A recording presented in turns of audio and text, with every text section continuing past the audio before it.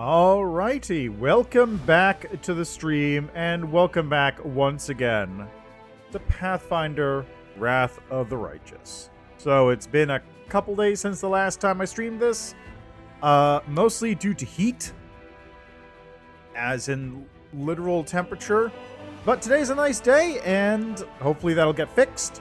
And also, I gotta get places with the game. I should be at least halfway through Illusion Era by this point, but I've been taking it slow.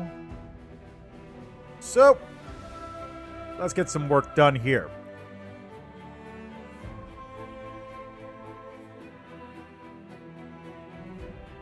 Some chests are locked, some are trapped, some are not even chests at all. That's only been the case for, like, one chest. I found, well, not one, like a group of 4 of them, I think. But those are the only mimics in the game, I'm pretty sure. It was just none of them elsewhere. That's it, just there.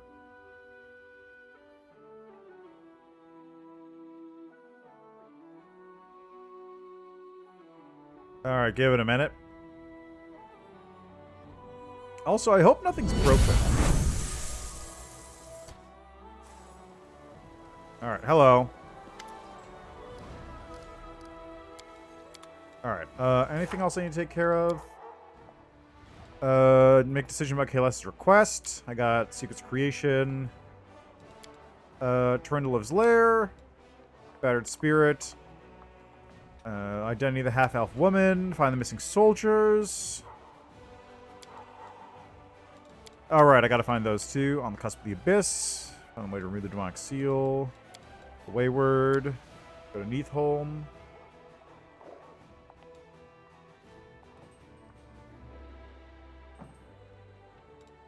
I think that's it for now. Alright, so now that I've talked to the hand at length last time,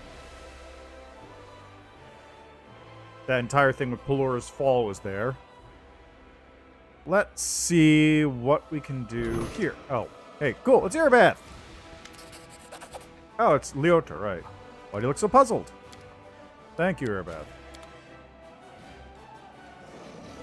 Alright, let's do this first. I think I don't remember if diplomacy is currently free or if it's being worked on with a...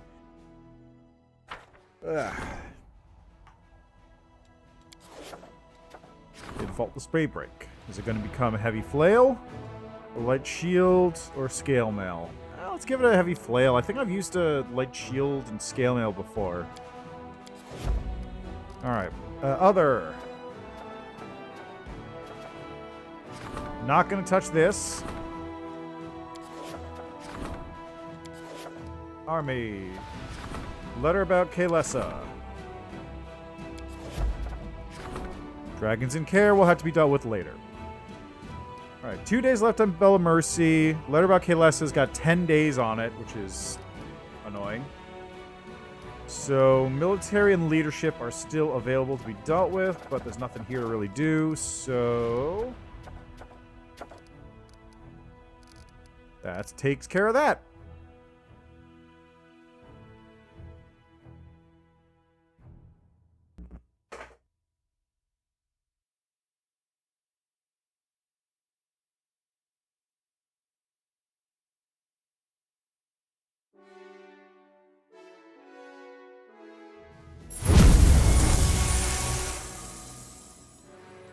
Watch out for trouble.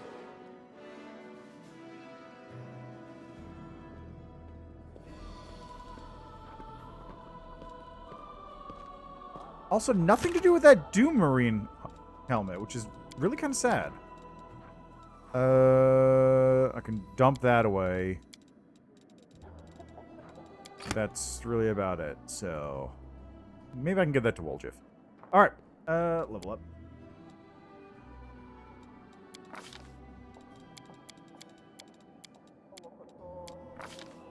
Now, feet. Feet, we've got Greater Spell Focus.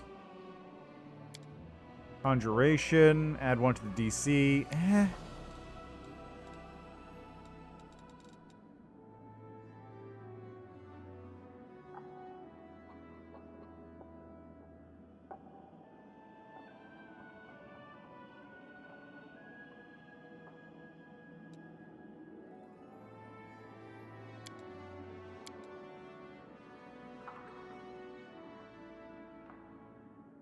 Shield, power flank, persuasive. I could take persuasive. That's not bad. Martial weapons proficiency, metamagic bolster, empower.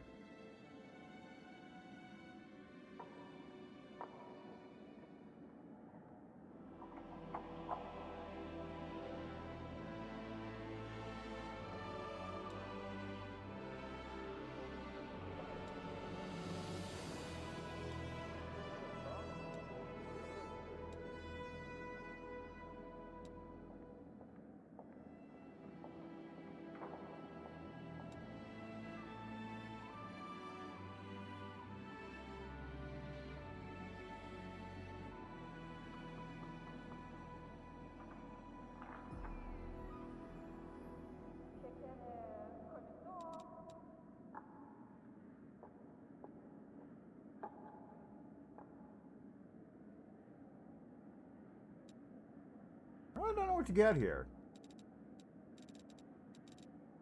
I don't know what to get. I'm gonna go with persuasive, I think.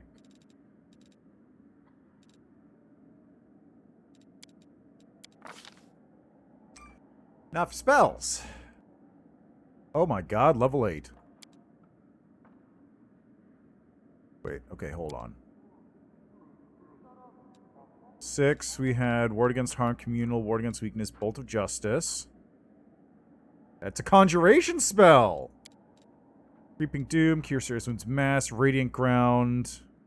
Everything in the heal area heals for 1d6 points for 2 caster level.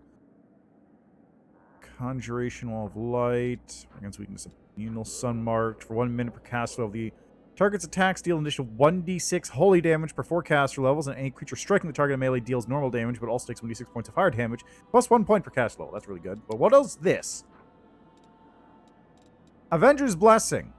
The spell targets an ally in close range. The target gains the combined effect of Divine Power, Holy Aura, and Greater Heroism spells for 1 round per caster level. Okay. Gale of Life. Works as Breath of Life, but affects all allies in a 20-foot radius. A creature targeted by the spell is held immobile by glowing golden chains composed of pure sunlight. For a number of rounds equal to your caster level, the creature is paralyzed, held in place, and is dealt 46 damage, plus 1 damage per caster level every round. That's pretty good. Storm of Justice. The spell functions like Bolt of Justice, except it affects multiple creatures. All enemies in a 30-foot burst. None of these really seem particularly crazy. This one's nuts. For rounds per level, this one's also really good. These two are just... This one's kind of mid, and this one is okay. 1d6 points of holy damage per cast level. Reflex saving throw, become prone. Target's evil. It does 1d8. Need to make a reflex saving throw, become prone. It suffers a -2 penalty to attack. Blah, blah, blah. The target's evil outsider. Deals 1d10.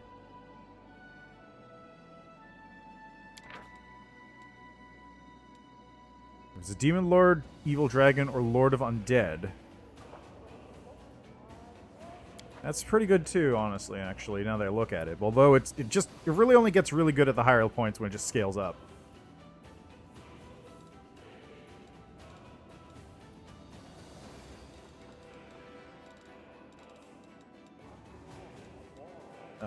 Let's go with Greater Magic Weapon. Freedom Movement. And Power, Crusader Edge. Let's go with Greater Magic Weapon. Okay, 5th level spell. Flame Strike.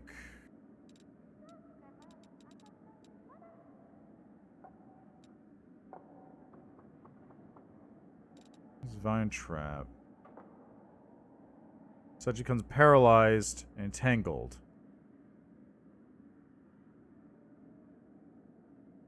Considered cold iron.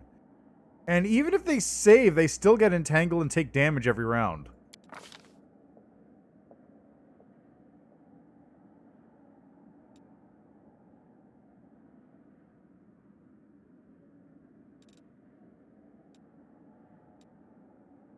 Full strength mass.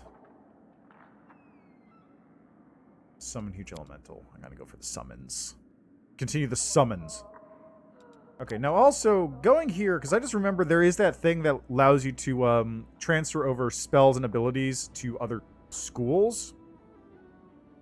Conjuration, I've got a lot of focus in right now. I got spell focus, conjuration, so +1 DC. I could get greater spell focus, which is another +1 to the DC.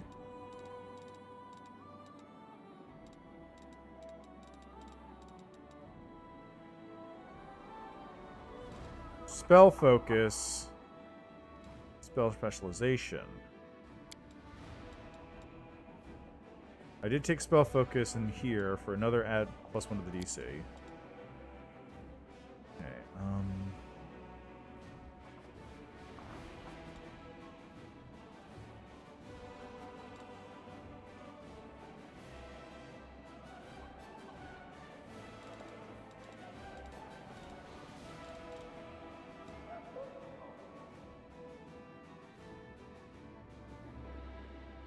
trying to think. 'Cause if I do that, I could get...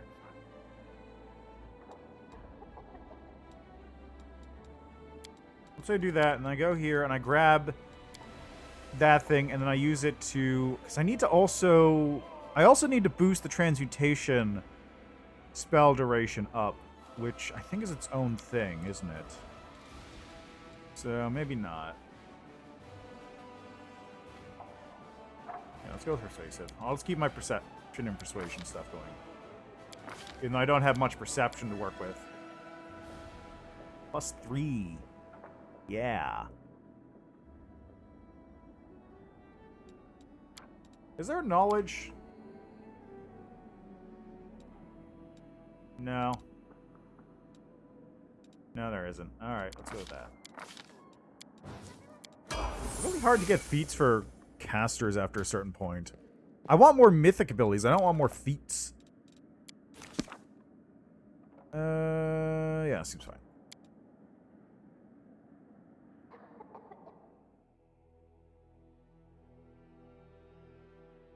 Okay. So, it's in Dresden. All right.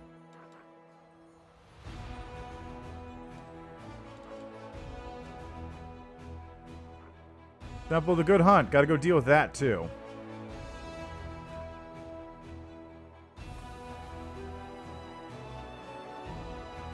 Really quick. Always ended on this one by accident.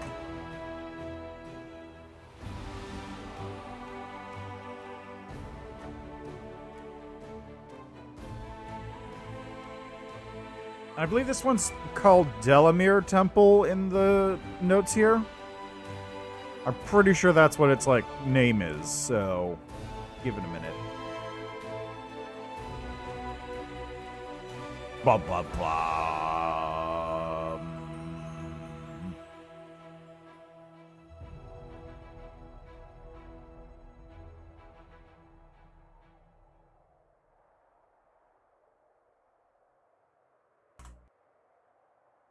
There you go, Temple of Dellamere. Just like that.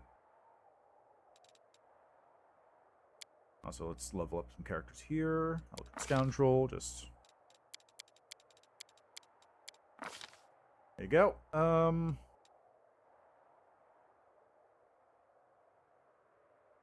Honestly, you need combat casting more than anyone else.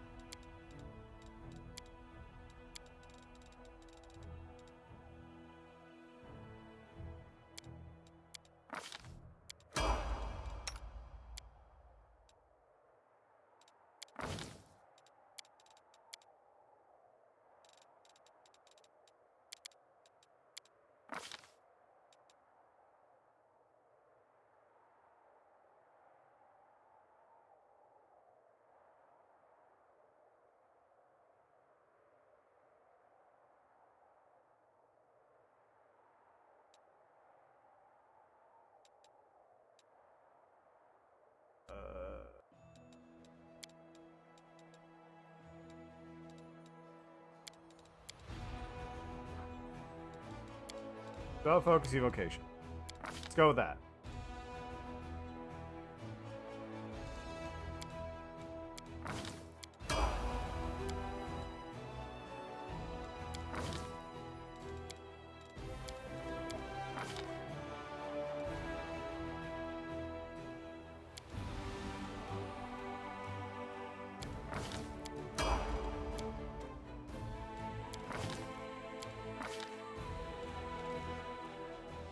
Critical focus? Sure, why not?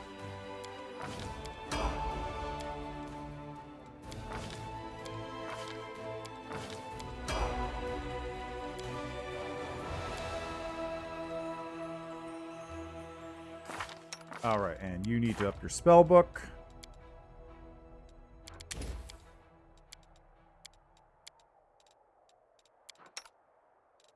And you need to up your spell book as well, and I'll just give you freedom of movement.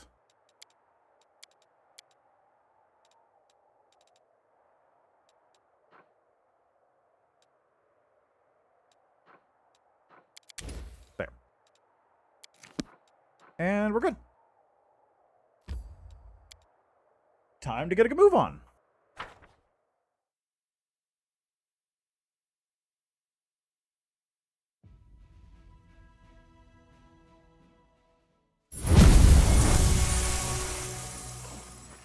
Everyone doing good? That's great. Your orders, Commander. Can we retreat already?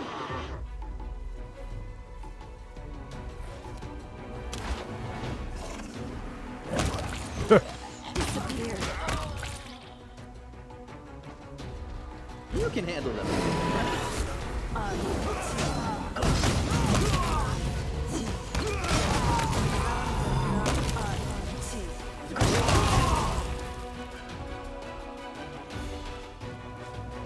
Good stuff.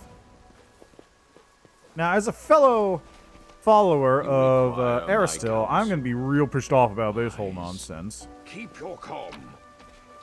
Which is unfortunate because I would have loved to get that dialogue, but I had to do the other dialogue first.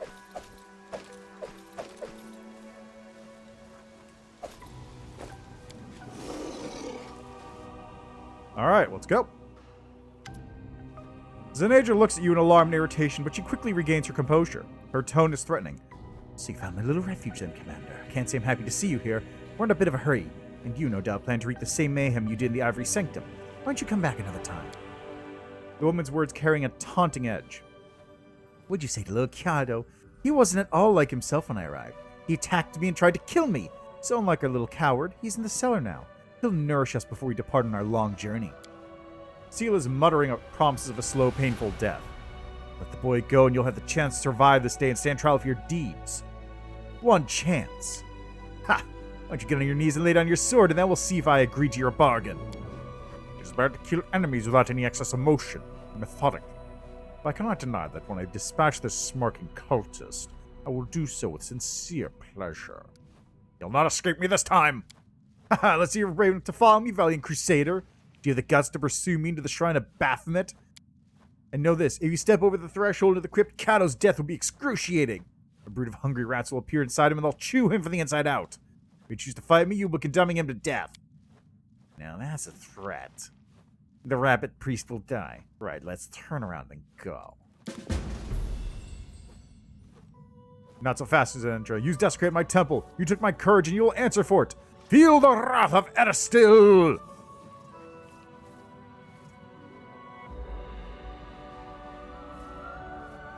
But how? You filthy little swine! Delamere's bow is in my hand. Her armor is on my chest. Her wrath is in my heart.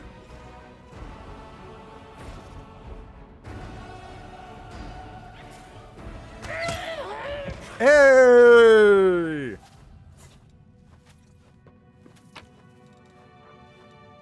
Unfinished letter? Nothing of any note. Kato's eyes are ablaze. No trace remains of his youthful diffidence. Commander, I killed that accursed witch and her servant! The power of Aristil freed me from Zenadra's curse! Praise be to him, and to you! Without your help, I would still be shaking in a corner like a kicked puppy. Kato smiles sheepishly, and suddenly the young, timid cleric you remember has reappeared before you, and gone is the tough demon killer. When Zenedra showed up here, I remembered what you said. I screwed up my courage, and I tried to chase her down. It was no use. They grabbed me and tossed me in the crypt. They wanted to eat me last, the beast. Then I heard you arrive, and I beseeched Aristil to help me. Suddenly the ropes around me fell away, and the sarcophagus of Dellamere the Blessed was open and bathed in light. I grabbed her bow and arrow and killed the demons guarding me. The cleric briskly unclasps his leather breastplate and holds it out to you along with the bow. Take them. They should belong to a real hero, not me. I am unworthy. Kato forcefully presses the relics into your arms. I want to return Delamere's relics to you, because I'm not going to use them. Kato shakes his head in protest. Don't even think of it, Commander. I will not accept them. These are holy items. The Crusaders need them more. And if I take them, Aristil want me to go and fight the demons. I don't need any adventures like that. You know what? That is perfectly fair. That is actually 100% completely fair. If I keep the relic weapons, I've got to go fight demons. You take better care of them. I'm returning to Dresden. I had enough adventures for a lifetime. Nice. Yada lives. Yada lived. Knowledge is the key to Let's get down there. victory. If nothing else, I've got a crypt to now open up. A hole stands out vividly in the demon's chest. It's as if an arrow wrought from sunfire found its mark there. A shocked grimace is frozen on the demon's face. He was killed suddenly and quickly. There are many roads to success.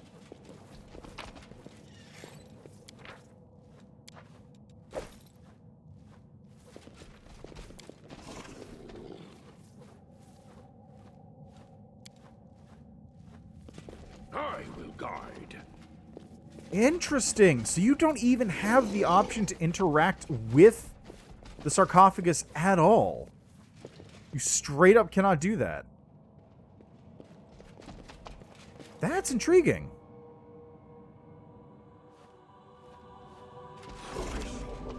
Alright, well that takes care of Zenedra. I guess because you got the stuff, so you can't move it to Dresden and whatnot.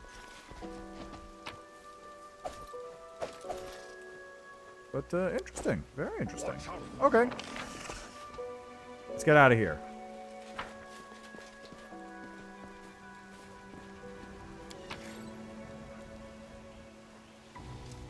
What is that?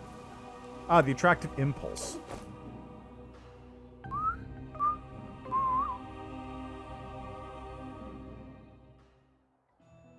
Oh, that reminds me. Hey, Chalet, you like bows? Delamere's bow is honestly really good. Like, that'll carry you for a while. Composite, Holy, Enchantment +2. +2 Holy Longbow lands a hit. The enemy must pass fort saving throw or become entangled. +3 leather armor allows where to cast spells in the plant's domain as if they were 2 cast levels higher. Might as well. I wonder what Delamere would think of that. Okay, there is Sacred Lands, Blackwater, Crimson Dust. Went to Polaris Fall. So next up is Desolate Hovel, and that's really it. I could go hit up the Heart of Mystery, too. Actually, you know what? Let's do that. What's over in Winter Sun? Oh, right, that. Okay, let's go hit up, Terendelev.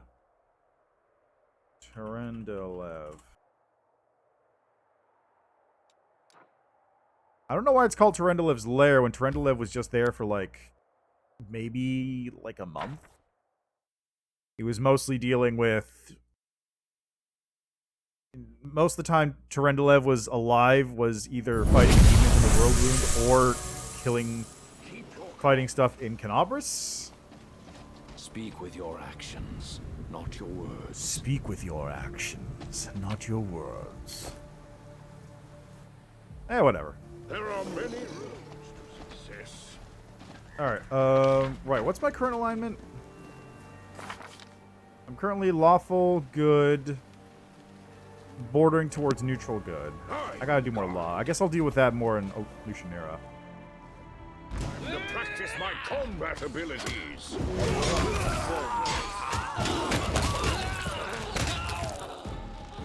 Hey, Hal.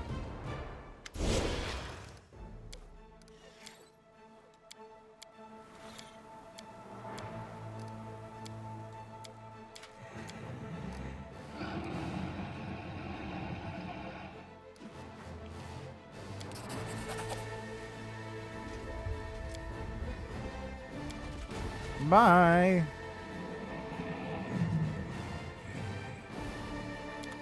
Oh my god. He's a dragon. Are you testing me?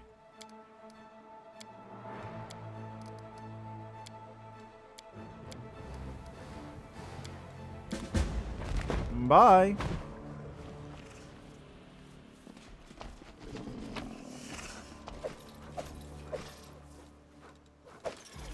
Oops. That's fine. And look, it's that armor that's completely useless for anything that's not a war priest. It's not even that good for war priests. Alright, so that takes care of Terendilev's thing. Now I've got to head over to Heart of Mystery.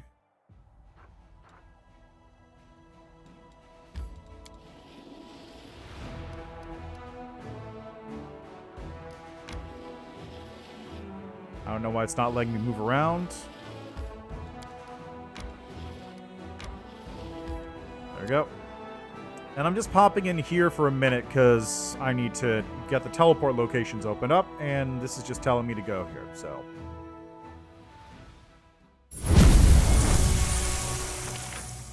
Watch out for trouble.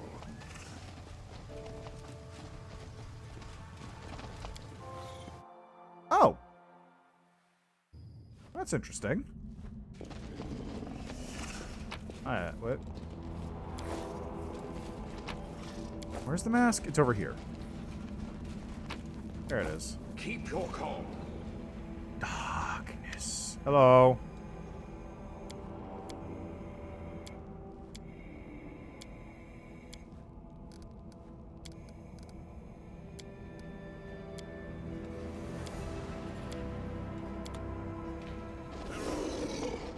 Alright, well, I can't do anything with this at the moment, unfortunately.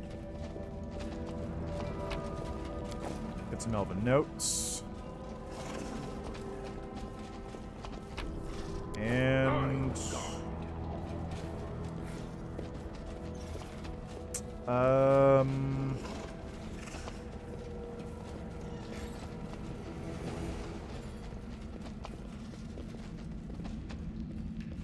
That's it, I guess. I thought the teleports were active here.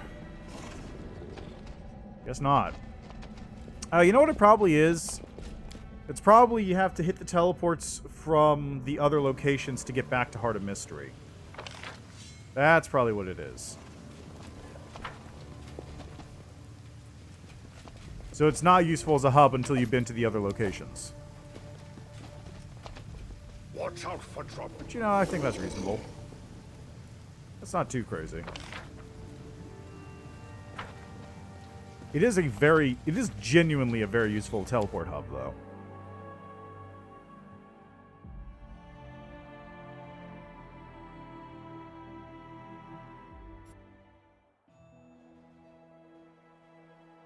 Alright, so that'll be for later. Next up is a Relu Lab.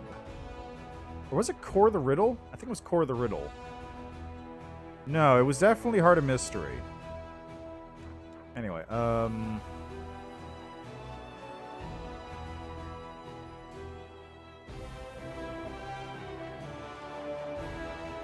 not going to go in there just yet, because I want to hit up the Sarkorian mines.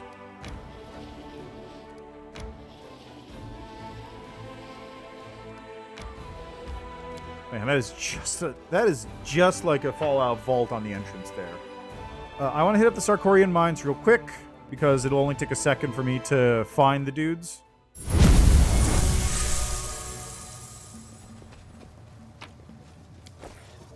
Keep your calm.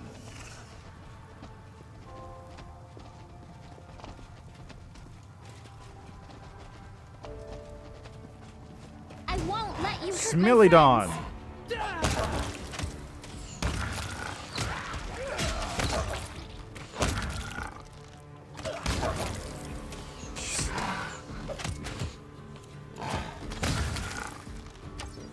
There we go. My expertise prevailed. An expert in magic clearly took part in this fight. A tactical genius could have been the only person who did this. That posed little challenge. This is my kind of work. Warrior is slain by a mage who attacked him with sword and spells. Some kind of tactical genius. The likes of which the world has never seen. Focus on the goal.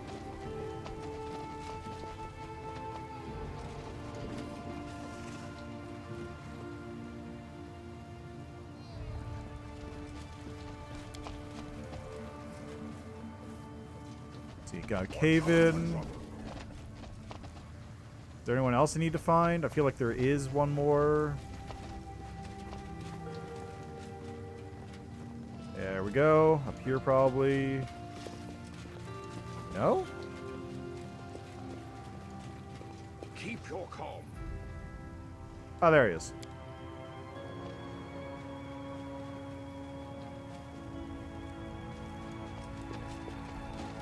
Blackstone There Mercs. are many roads to success.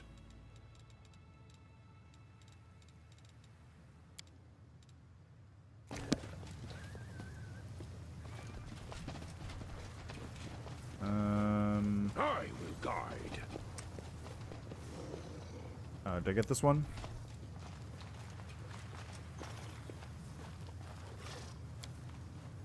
There we are. Focus on the goal. Man, some kind of tactical genius is the only way all these people could have died. There is no other possible explanation besides tactical geniuses. The demons couldn't have possibly done this. No way, no how. Tactical geniuses only.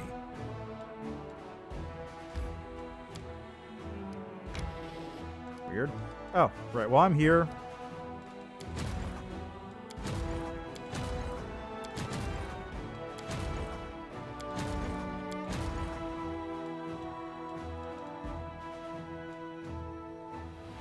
That one's actually supposed to be holding position there.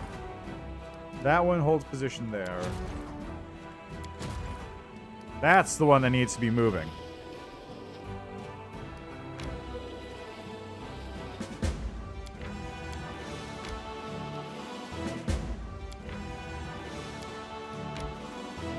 Okay, anyone else left on the map right now? I don't think so.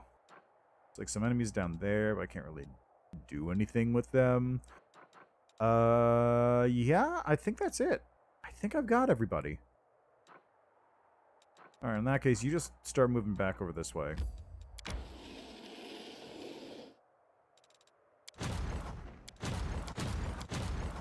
Okay, you also go over here, because I don't want more armies on Dresden than I have to.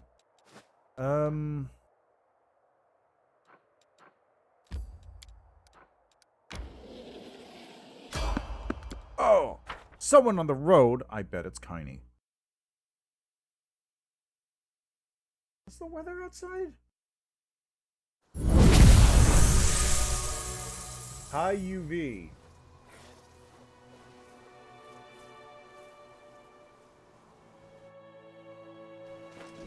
Oh, everyone's immune to fatigue because of the spell. That's really good. What's up? Hey, ghost.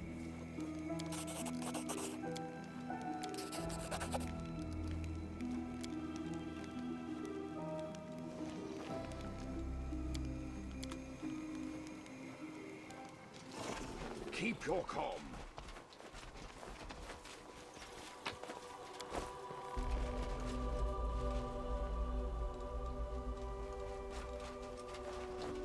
Getting a reach metamagic rod out of that is kind of nuts, though.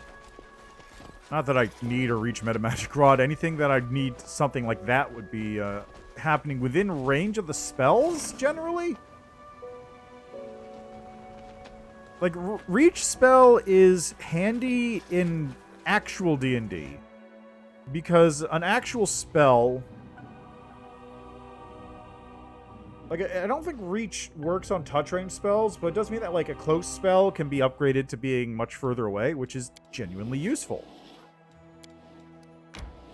Ah, the spell ran out.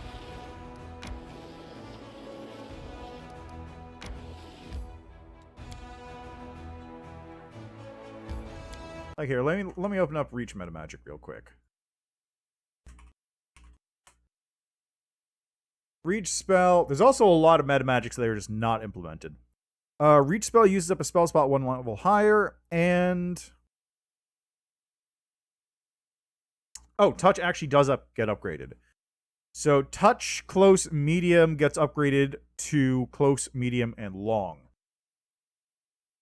A medium range spell, honestly, there is not much point in turning that into a longer range spell, because medium is like 100 feet, I think. If I remember correctly, it's like 100 feet per caster level. Something like that.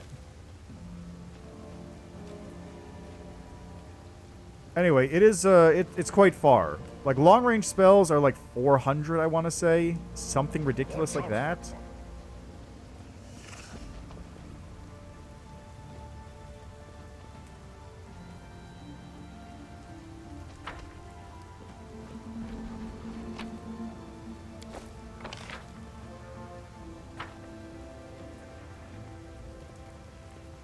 Yeah, let's take a look here real quick.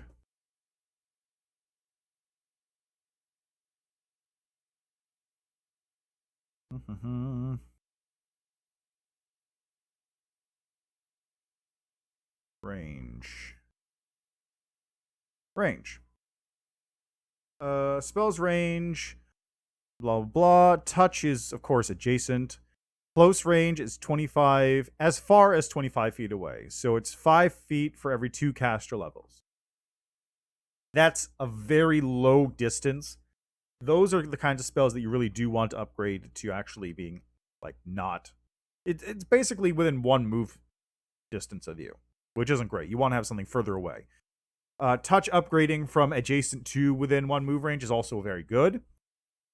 Medium is 100 feet plus 10 feet per caster level. Like, you don't need to upgrade anything that's at medium range, which is most spells that are going to be casting at a distance. Like, there's nothing that you need, and long range is 400 feet plus 40 per caster level.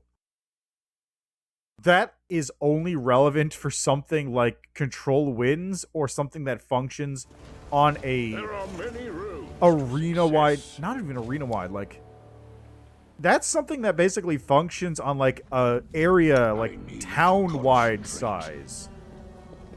You don't need anything that's gonna...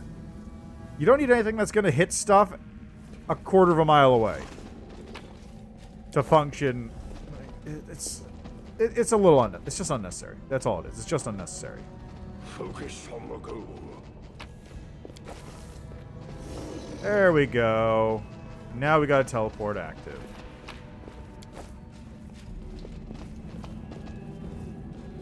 I'm glad they highlighted that. That's a little easier to see.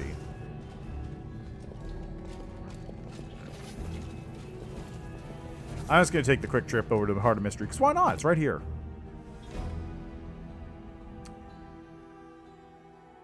But just the lower level ones, just upgrading from touch to not adjacent, and then upgrading from 1 movement speed to 100 feet is a good jump, but the rest of it's not needed.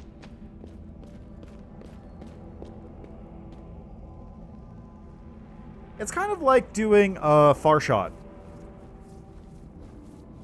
I made a character at one point who was a far shot specialized longbow character. The basic gist was he was a he was a rogue, and I did a lot of stuff speccing into, like, the ability to shoot things from literally a mile away. Like, I got...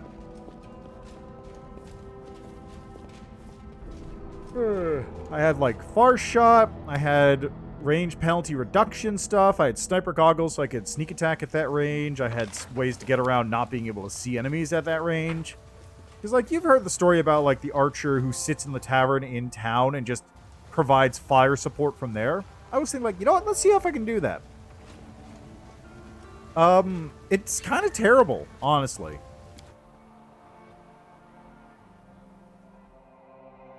One of the nice things about being it, like, normally the rangers are incredibly strong because they don't have to move in between things that they're attacking.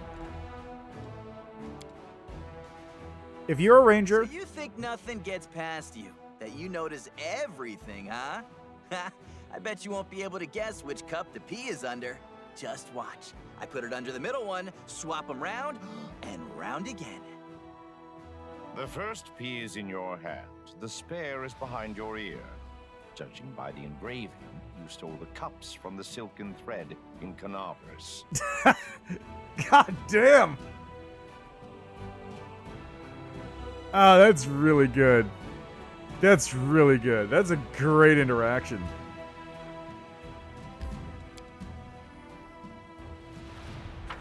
Anyway, as I was saying, I made this character who is just going to be a sniper rogue, literally fire from half a mile, full mile away, no penalties, because I had far shot, and I had extended range longbow, and all that stuff, and basically everything I could do to try and increase the range of the bow as much as possible. And I was able to fire at 0 penalty, because far shot halves your penalty, and rogue has a flat reduction of it. And the way they'll stack, most things in Pathfinder, like, it's kind of like a... It's not really an explicit rule, but it's kind of like an implicit rule.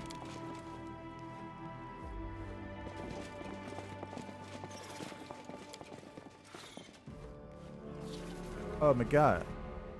This place is a dump. Whoop.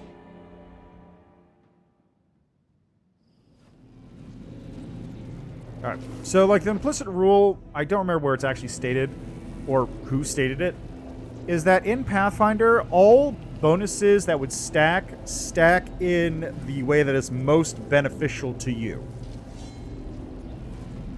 So if it's a case of something like you add and then multiply a bonus to, let's say, your strength.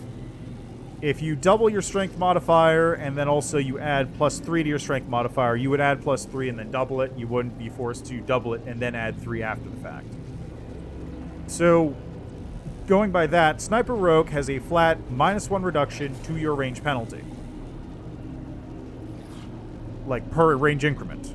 Normal range increment penalty is 2. You take -2 penalty to your attack roll for each increment beyond the first. Sniper Rogue, Far Shot, reduces that penalty by half. So whatever your penalty is, it's -1. So if you have if you have -2 penalty per range increment, it becomes a -1 penalty per range increment. Sniper Rogue reduces that same penalty by 1, just flat. So with that particular combination, you have a character that can fire at any range up to 10 times the max range of the bow, no penalty. Then you do stuff like distance and other shenanigans to try and maximize your bow's range and whatnot. And that ends up with you firing at half a mile. The problem is that even if you're able to do that, you still... doing that first means that you have to constantly follow your party around at a somewhere around half-mile distance, which means that you're not interacting with anything. You basically just exist as a die that rolls a couple times around and fires at stuff. It's not great. You lose all character interaction. The actual combats just involve you sitting in the background and not doing anything. And woe be to you if your party is fighting something like an Earth Elemental, which is immune to sneak attack. Like, there's just nothing you can do. It's really not great. It's a funny idea, but in terms of actual implementation and actually doing it, it sucks. Don't make a super range sniper character. If you want to make like a sniper character, do like a rogue with like a hand crossbow who fires at close range and like fires from around corners or something. Something that's actually built to fight within nearby of the rest of the party, because otherwise you're going to miss out on a lot of stuff and it's going to be just a pain, and you're technically unkillable, but it's really boring. Anyway, I'll be back in 1 second.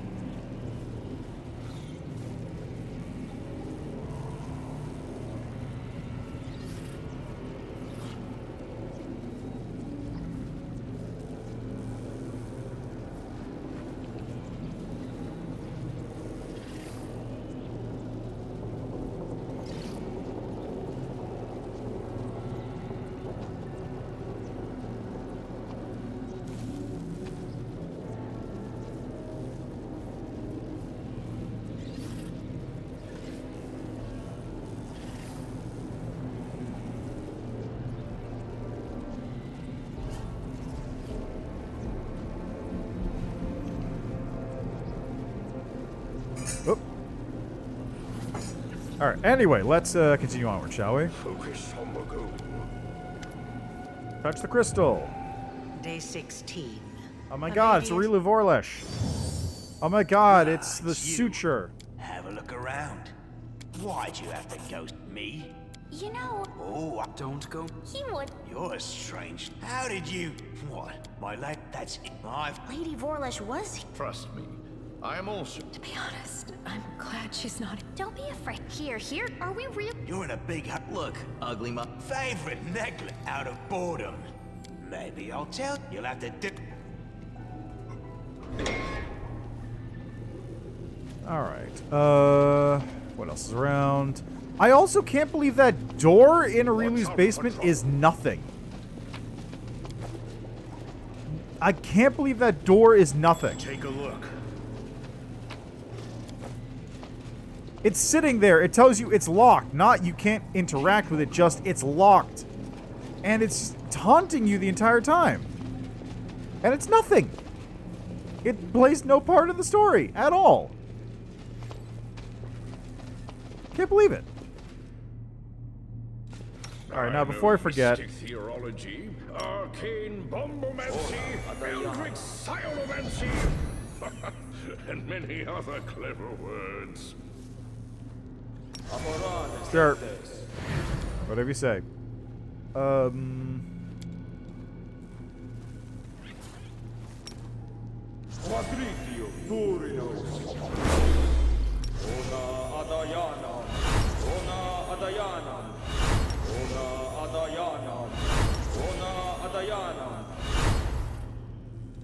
Okay, next. Okay, so which one of these is it? This one? Yes.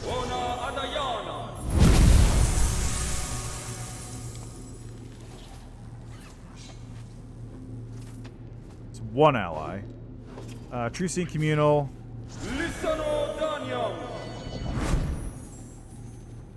That'll do. I will fight. What's up?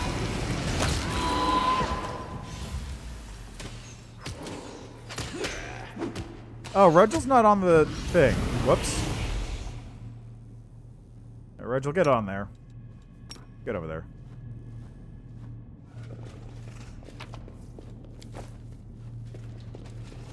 There are many roads to success.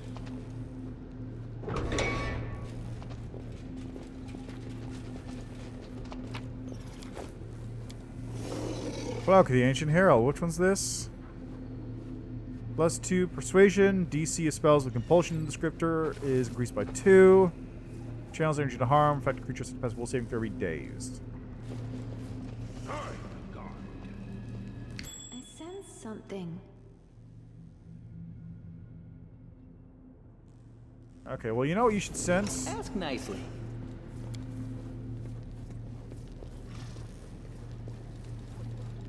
Watch and learn. Pretty good, aren't I? Gerard. Thanks, Woljeff. I will defend my dream. Surrender, or else!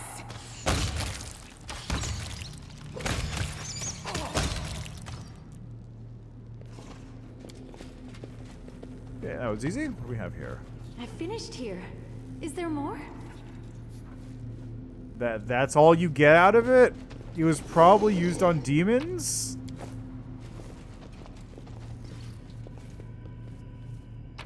It's not a whole lot of anything. Oh, that's the part of the... Is that part of the... Focus on the goal. Yeah, I think that's the bound of possibility. Okay, that's... Decide. It's either us or them.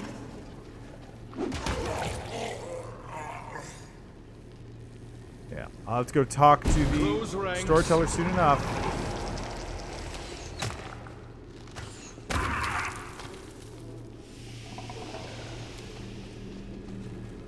Knowledge World? My expertise prevailed. Watch out for trouble.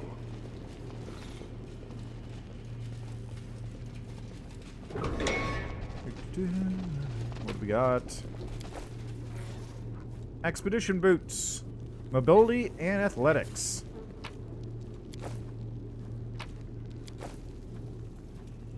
Experiment suture. Keep your calm. Who would use those boots the most?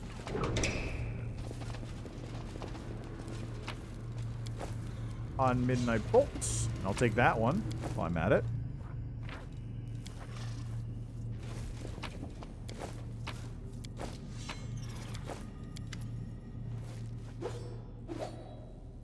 A vessel resembling an outlandish jug seems to have been hewn from a huge block of solid crystal. Veins of bright purple running through the crystal pulse with light. A crimson droplet falls on it, triggering a vibration deep inside you. You look down to see a scarlet stain blooming on your chest. Your wound has reopened in the blink of an eye. Presumably, the object before you is a magical repository for a soul, similar to those used in various evil spells. However, this artifact is different to all the ones you've seen before. You cannot fully identify its properties. One thing you can say for sure, it's currently empty. Alright, well, can't do any of these. So we'll just take the vessel. You reach forward to touch the vessel, and when suddenly it trembles and with a gentle sigh crumbles to dust. Interesting. So none of the other... Okay, so specifically Lich, Trickster, and Aeon require the vessel for some reason. Is that a trap? It might be a trap. I mean, it is. God damn it, Woljeff. Alright, well, point is moot, I suppose. Nobody died or took damage.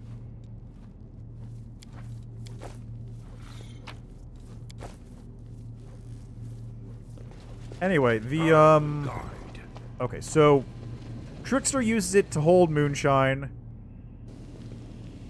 Lich uses it as the phylactery, and Aeon, I think, destroys it because it's not supposed to be. And that's kind of their deal, but everyone else, I guess, just doesn't use it. Hello. Behind the barrier, frozen in what seems like a weakly glowing liquid or a magical glimmer, is a woman with long silvery hair. On her back, you see the single white wing and some kind of dark, broken shadow. She's a Sephiroth, XP. Haggard figures huddle around the woman. A dwarf in a ragged robe scarcely notices you. He sits on the floor, running his fingers over the leaves of the plant that is growing between the slabs, like one would normally stroke a beloved cat or dog. Next to him is the unmoving figure of an elf, who is covered in scars and doesn't take his eyes off you. The third member of the group is an old man with a long, straggly beard who is dressed in old armor. He turns quickly to face you, brandishing a rusty sword. Who are you? Another conniving wretch who serves a traitor. Don't come any closer. Who are you? I have to answer you now, do I? And why, when you haven't even given your name? Who's the traitor? The old man spits on the ground. That filthy witch Relu, betrayer of all mortal kind, murderer of Sarkoris. All the creatures here are her minions, her creations. Calm down. I'm the commander of the 5th Crusade from Dresden.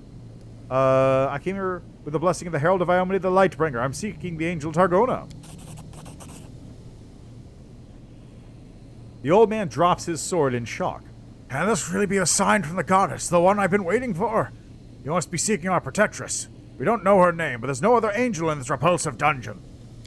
The elf, who has been silent up to now, says, So you're the foolhardy soul who's ended up here. Who are you? We're the only survivors. The only ones apart from the monsters and demons, I mean. The old fellow's a crusader. He ended up here accidentally around 20 years ago. He camped out in the ruins of the house, found the magic door, and came through it. But of course he couldn't get out again. And I'm one of the last to have been brought here by Relu herself. She literally dragged me out of the demon's jaws, and I don't even know what she wanted me for. She kept me in a magical sleep most of the time, and then she lost interest in the laboratory. And the druid, the one making friends with the plants and the roots, he's been here since the very beginning. I think he's from Sarkoris, but he's half mad and wasn't a talker even back when I first met him. So we don't know his name or any other details about him. He grows food for us and he doesn't talk. He's the best neighbor you could hope for. The elf chuckles bitterly. Relu left people down here? That's right. She opened the cages but sealed the way out from the outside. What else were you expecting from the Architect of the World wound? Compassion and mercy? Sometimes I think that leaving us here was just another one of her experiments, and we're just rats in a maze. So you've tried to get out? Countless times. By whatever means we could think of. Nothing worked. Maybe if we'd had a powerful cleric or spellcaster among us. Then again, seems unlikely for Relu imprisoned an actual angel down here so easily, doesn't it? The elf nods toward the unmoving winged woman. We can't even explore the whole laboratory. Some of the passages are blocked by barriers that only let demons through. How have you survived all this time? With difficulty. There were more of us before, subjects of Relu's experiments. Mortals and demons and other abominations. When she left and we were all freed, it was chaos. The demons killed everyone they could, then they turned on each other. The mortals who survived set up a base here. The druid grew food for us. The others kept the demons at bay and tried to find the way out. New arrivals would appear rarely. Unlucky travelers or reckless adventurers who ended up here by accident. As you can see, we're the only ones who survived. Wendwog's eyes sweep over the elf with contempt. You look half dead already, but you've managed to survive this long, so you can't be as pathetic as you seem. Maybe you'll be of some use, but saving you proves more trouble than it's worth. I'll put you down myself. This is no time for you to play games and throw your weight around. They're in need. We'll help them, without asking for anything in return. Can't you imagine yourself in their position? What if we had met you in the caves, let's say, with a broken leg? Should we have demanded payment for rescuing you? First of all, Paladin, you are the ones crawling through the caves like newborn moles, getting stuck in every dead end. And I didn't kill you. I actually helped you. And second of all, even with a broken leg, I'd have been able to fight. I'm always worth saving. That's true. She's a ranger. And Nevia did the exact same thing. What's wrong with the angel? Found her like this, and we couldn't break through the barrier. She must be sleeping, or at least immobilized. We call her the Protectress. A priest from Brevoy came up with the name. He used to be the one of our brotherhood here until the demons got him about 7 years back. We call her the Protectress because an angel's aura, even caged, protects us from the demons. This place is crawling with them. We try not to stray too far from her. She's all that's keeping us alive now. Can you tell me anything else about here? It might just be wishful thinking, but I guess there is some way to get through those barriers blocking us. We tested them so many times, they only allow full-blooded demons to pass through them. Except, the barriers were here long before Relu abandoned the lab, which means that she was able to walk through them somehow. Maybe she had a key we can look for? Who knows? There's one more thing. I heard the demons, the sentient ones, mention something called the Lexicon of Paradox. I don't know what it is, but they talked about it like it was an artifact of some kind, a relic. In other words, something valuable. So it's possible that it could help us get out of here. I don't have the slightest idea what it is or where to look for it. There's gotta be a way out. Focus on the goal. Hey, that's good stuff.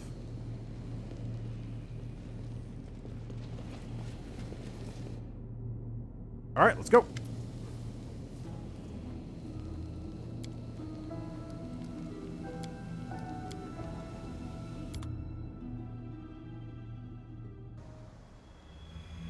No, sir.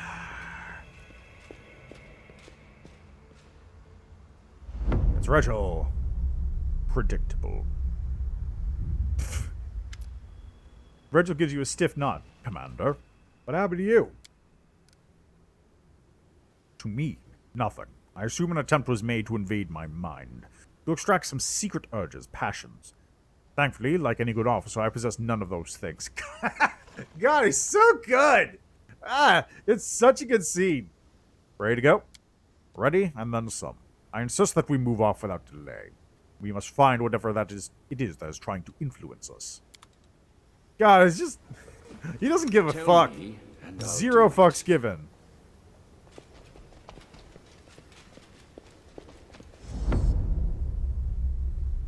Hold it higher up the grip. You need to feel the balance. Yes, like that. Now strike!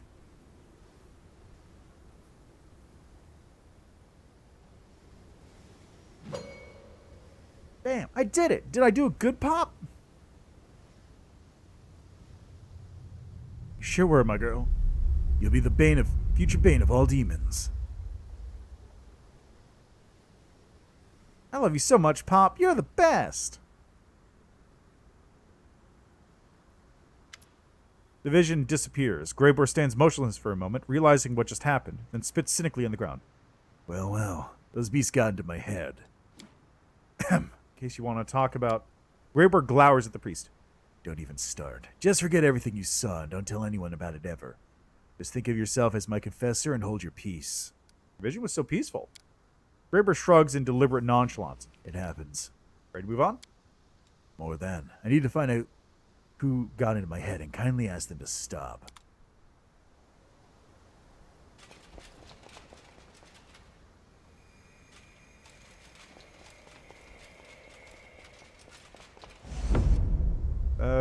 What a pretty doll. Can I play with you?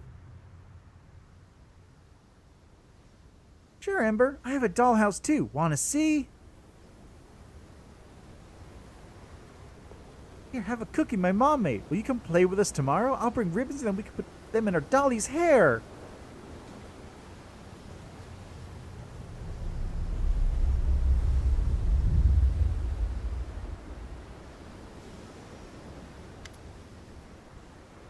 The illusion dissipates and Ember opens her eyes, looking dazed. Where did they all go? Oh, they weren't real. That was a good dream. But it wasn't true. I think it was demon magic. I don't know why they showed me that. To make me sad? Demons are strange. So similar. Ember looks askance at Graybor's stone-faced expression. Why are you staring like that? And not saying anything? Are you alright? What? No, girl. Everything's fine. It's just... Did I hear footsteps outside? The dwarf hurriedly turns away. Are you ready to move on? Yes, let's go. We have so much to do.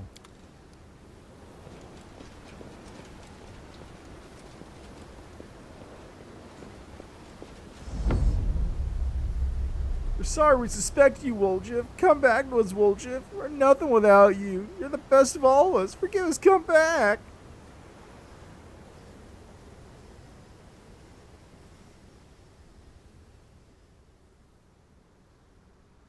Forgive me, my boy. You're my only grandchild. I should have loved you because of my mistakes. You became an orphan. You went hungry and cold. Oh, I'm sorry. I'm so sorry.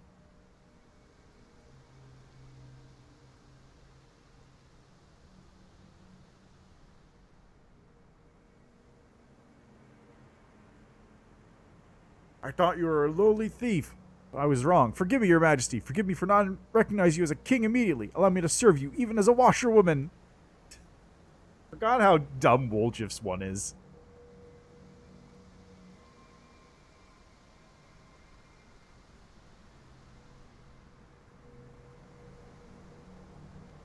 Forgive an old fool for all the harm I did to the tieflings. Woe is me. Punish me as you see fit, but please forgive me.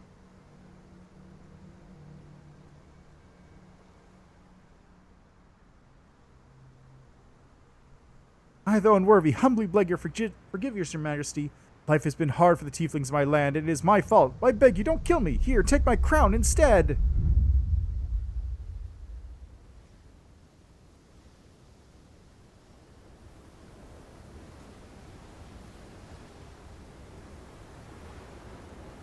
Louder, louder again. Make me believe it. Try harder or else I'll have you tossed out of your ear.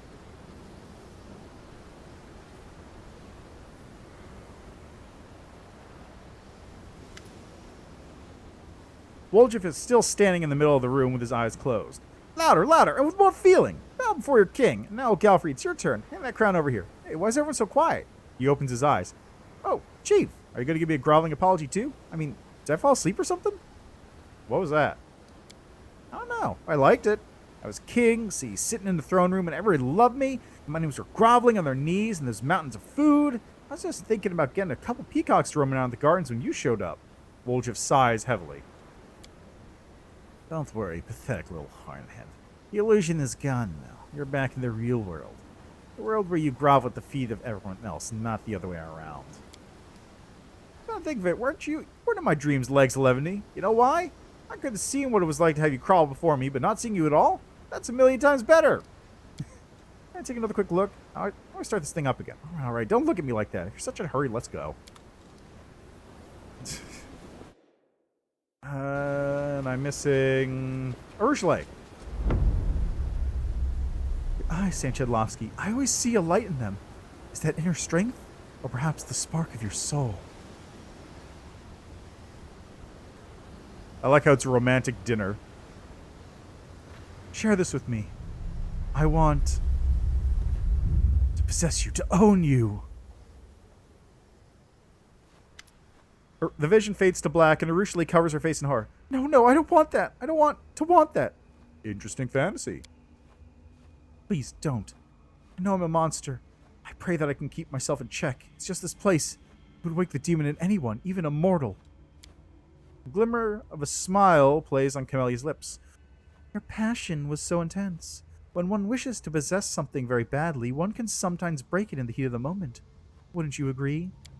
This isn't an excuse to mock me. It's not my fault I feel these things. Camelia blinks innocently. Why, I'm not mocking you in the least. I too experience powerful emotions. Are you ready to go?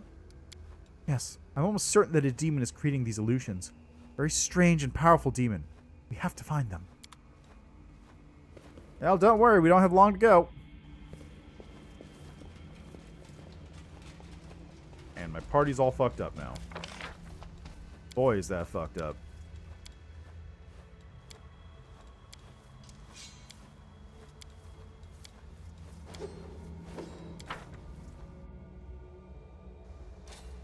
Watch out for trouble.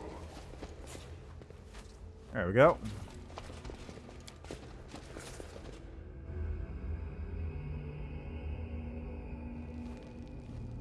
Hey guys. I'll cheer you on from over there.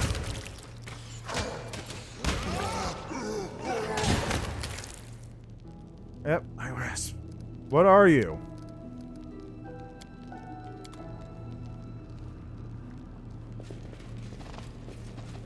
You're welcome.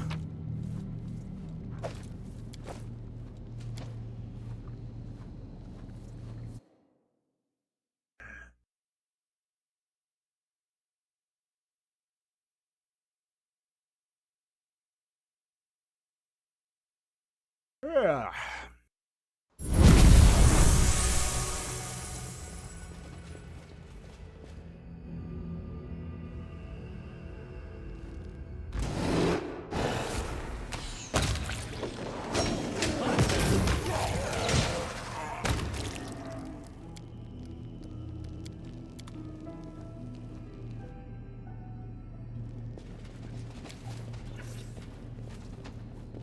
I finished here. Is there more? Got this. I believe this is when Suture shows up. Yep, sure is. Thanks for the key. Watch out for trouble.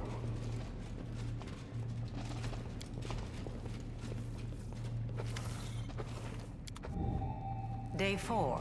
Frost. 40. Keep your calm. Experiment. Wounded. Still don't know how to get in there. I know what's in there. I've been in there before. but I don't know how to get back in there.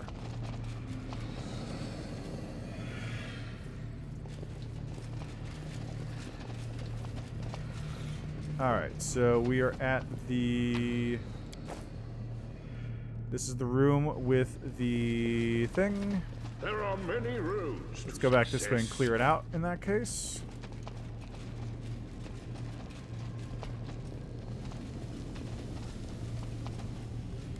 I will defend my dream.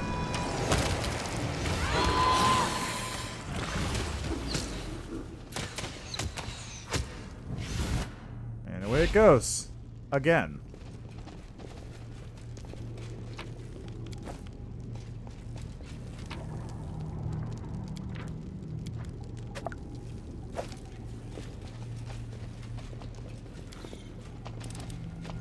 Pretty good, aren't I? I will guide.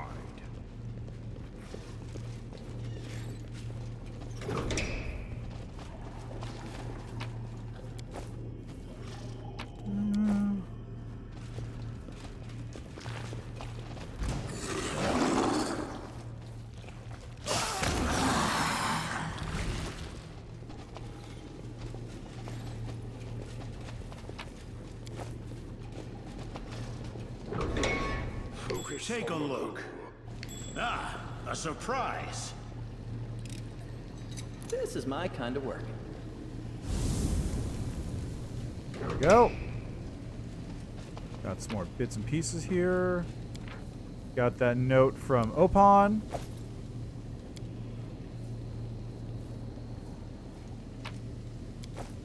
Alright, Kukri. Note from Relu's Lab. Which is where you find out that she's been watching you the whole time.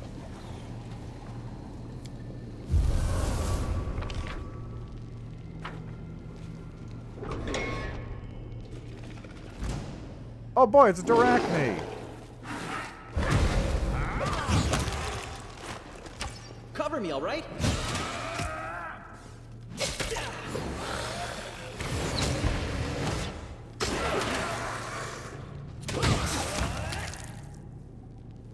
There we go.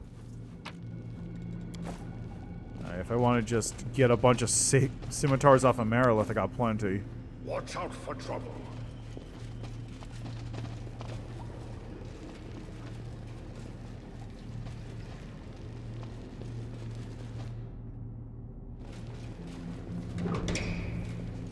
Keep your calm.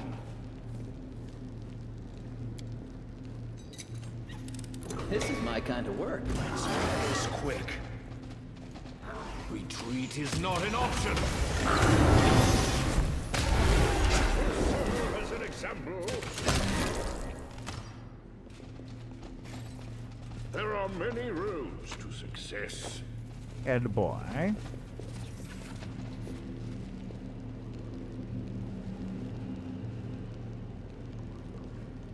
I sense something. Oh, where's the trap? That's fine. Just go in here instead. I sense something. Helmet of Camaraderie. That'd be good for somebody at the front It's line. either us Oh, hi. or them.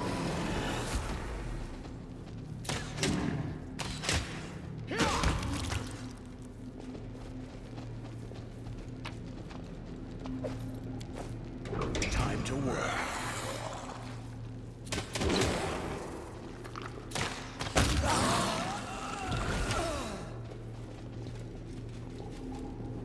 Disables the trap. Pretty good, aren't I? I'm glad I was useful to you.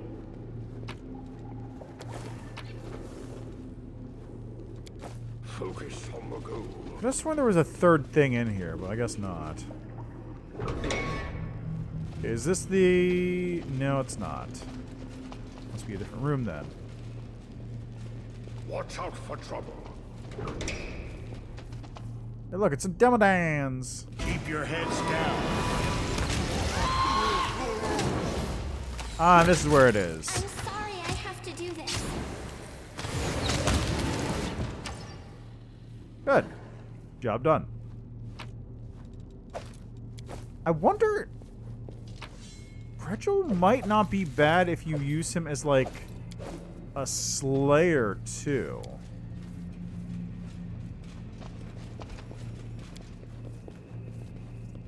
Just a thought.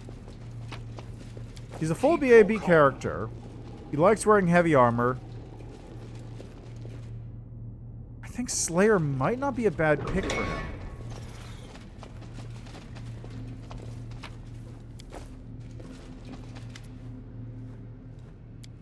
Who's there? Name yourself, Kinza. What do they call you? What tribe are you from? Who are you?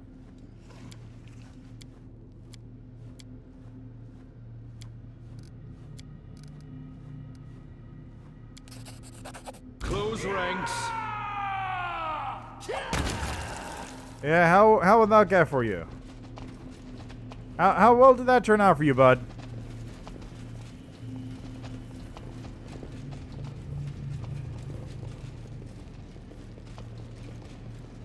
There are many roads to success. Alright, let's head back up real quick.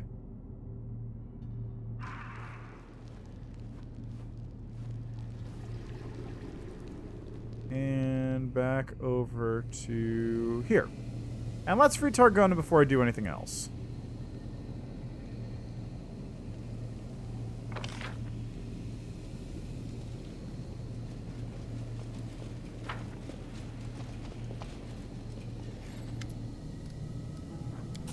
The barrier appears to have been created from the essence of the abyss and reinforced with spells repelling any living creature not of this dark plane.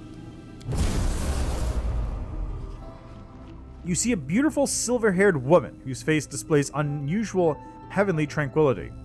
Now you can get a good look at her wing. One looks strong and is covered in white feathers, just as you would expect of an angel. But the other wing, it looks like a framework of mismatched bones with a grimy purple substance stretched across instead of webbing. And it is covered in something akin to scabs or strange scales. The angel awakens and unexpectedly inclines her head in greeting. I do not know who you are, stranger, but thank you for freeing me. I'm Targona, blade of Iomede's heavenly host. My captivity, though I was ignorant of it, lasted so long. How did you end up here? I was brought here from the brink of death. I'd been fighting the Balor Darzand alongside a troop of crusaders when we were struck by the Echo of Discari, a demon of terrifying power and cunning and an old enemy of mine.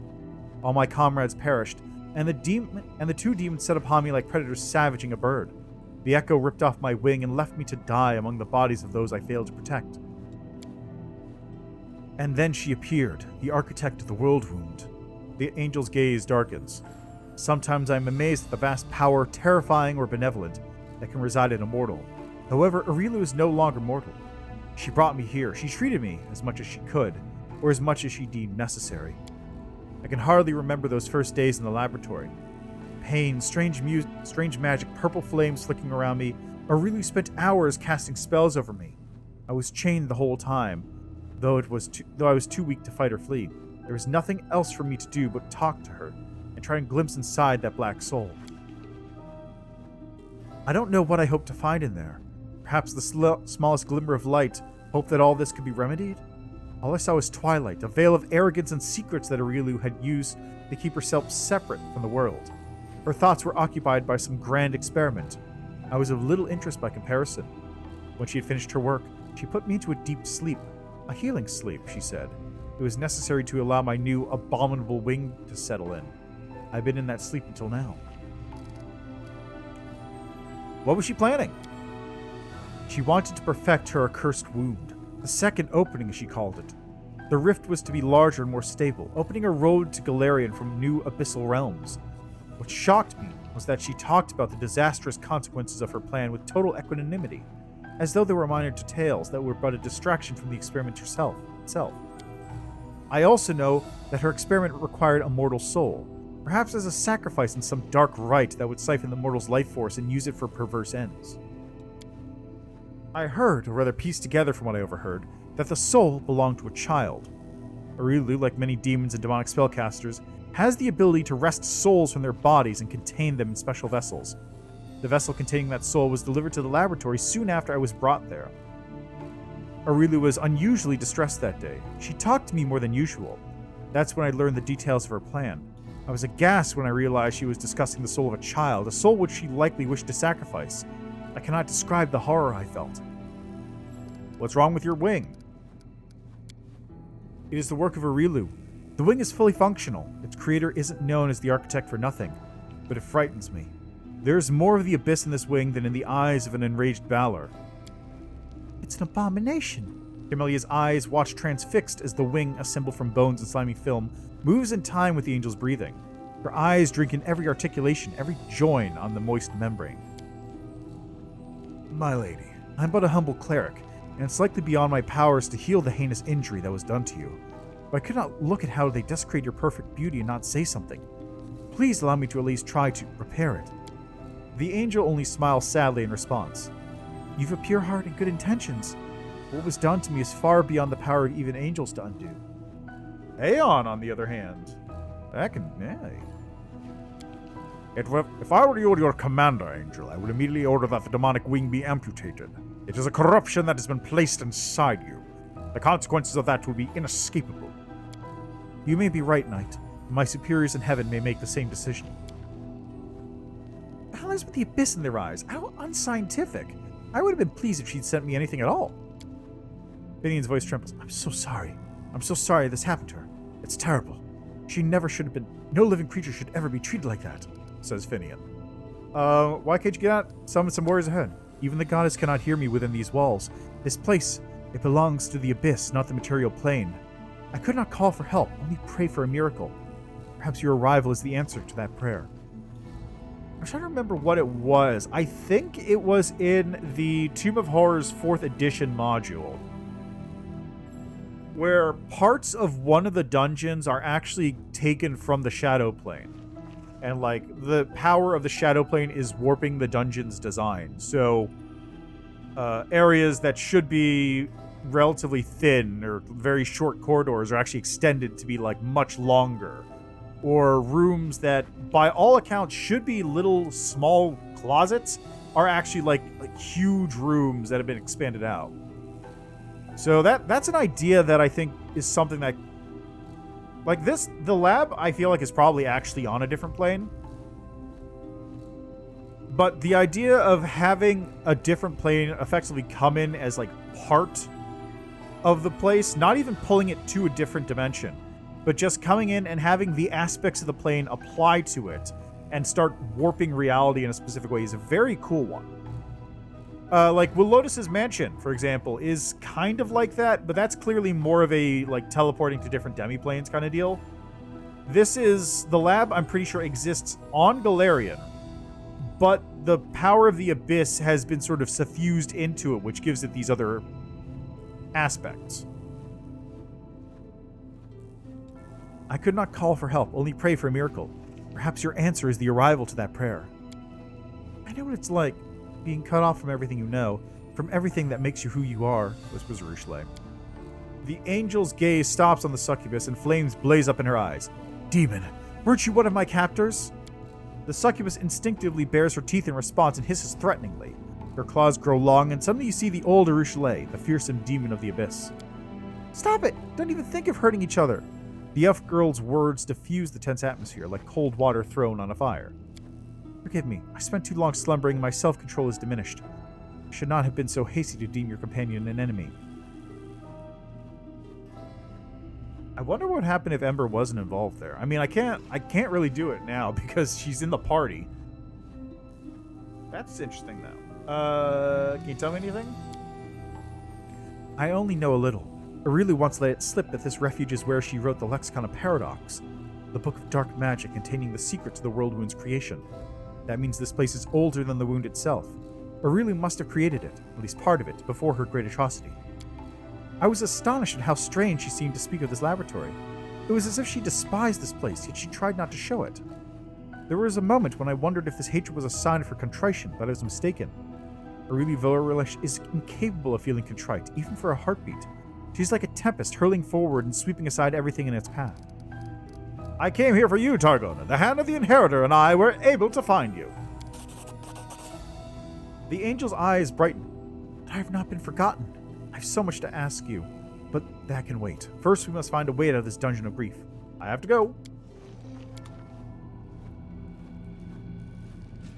Alright, not taking that exit again because that forces me into the fun dungeon, or the fun zone. So we'll take this exit instead.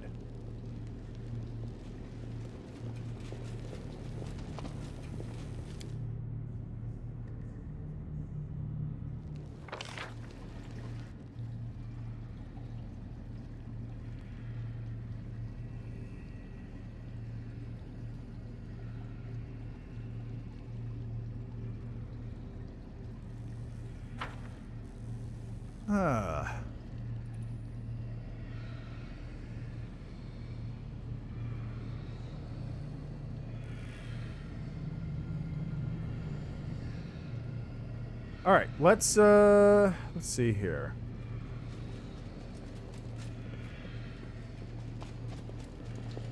So I am going to make an actual save here because this is where I'm going to do something that I might not want to do.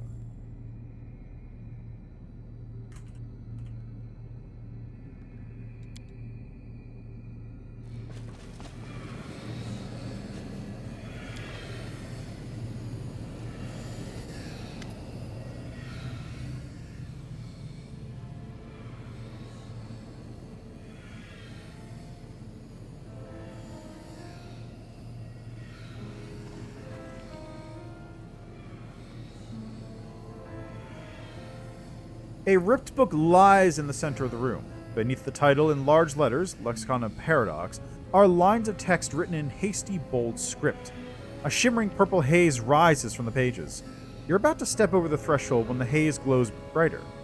The power within you responds, roiling in agitation, but you feel no sense of danger. Rather, it's as if though you were experiencing a chemical reaction to this unknown phenomenon.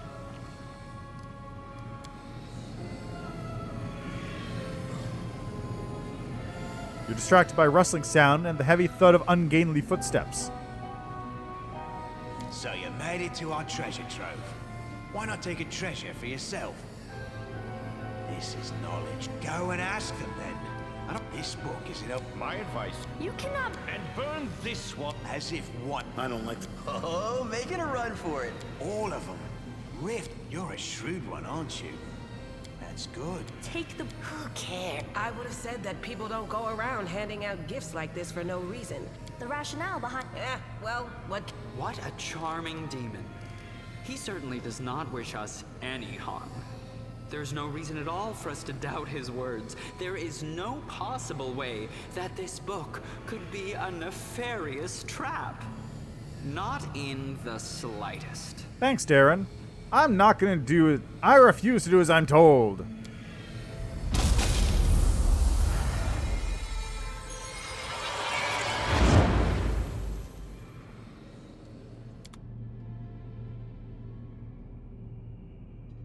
Oh yeah, that line is basically just like, your refusal is giving you power by itself. Wild. Scari's here. Sure thing. Good luck! Yes, very good. A dose of... Milady. Give it here. To me. It's my lady's gift. It's no use to you. If only I could... Just a drop of power. I could go back to how I was before. Be cured. You'll never be seen as one of the mortals. Just like I was cast out from the armies of the Abyss after my maiming. You're just like me. Give me a chance, at least. Why did it really need Ascari to be shot? She needed to spill his blood. The blood of a demon lord is a powerful thing and very useful, you see. It's a priceless reagent. You can make so many things out of it. A wondrous blade, for example, that can turn even a wardstone to dust.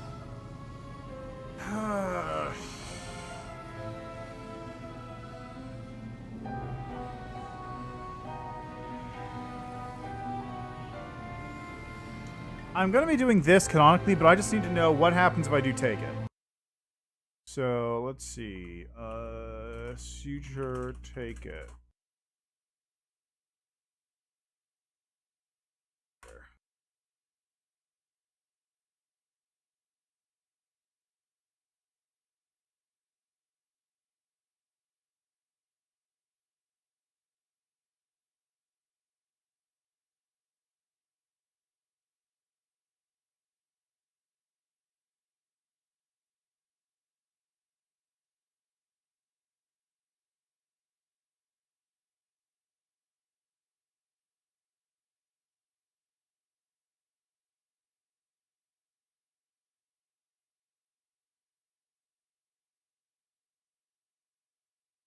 Oh! I didn't actually know this. It turns out Suture is part of the original AP.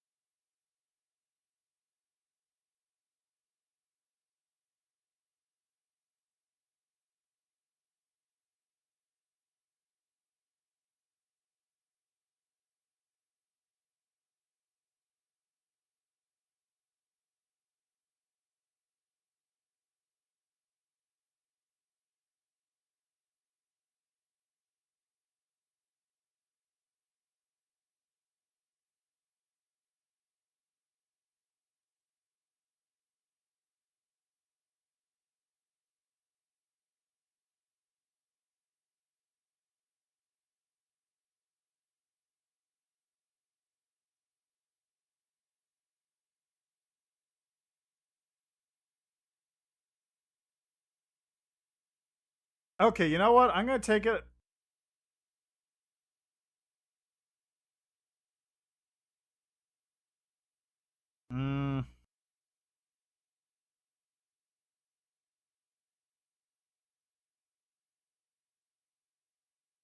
Okay, let me go to the wiki here. What happens if I give him the book?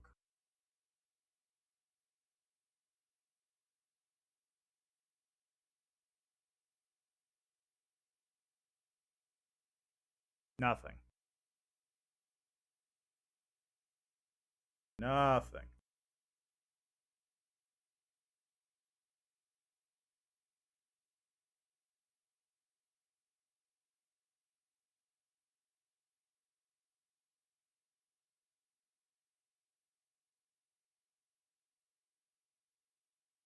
Let's see. Give Suture Lexicon.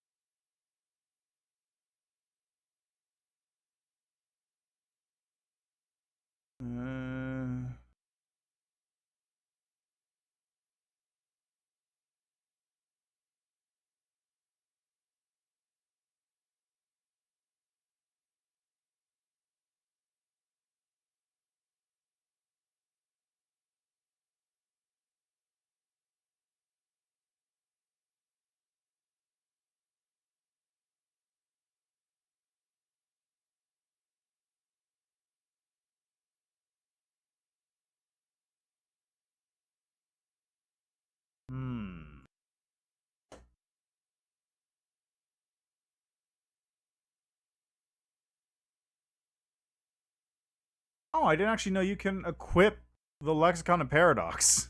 It gives you a +1 competence bonus to DC on Conjuration. Ha! How about that?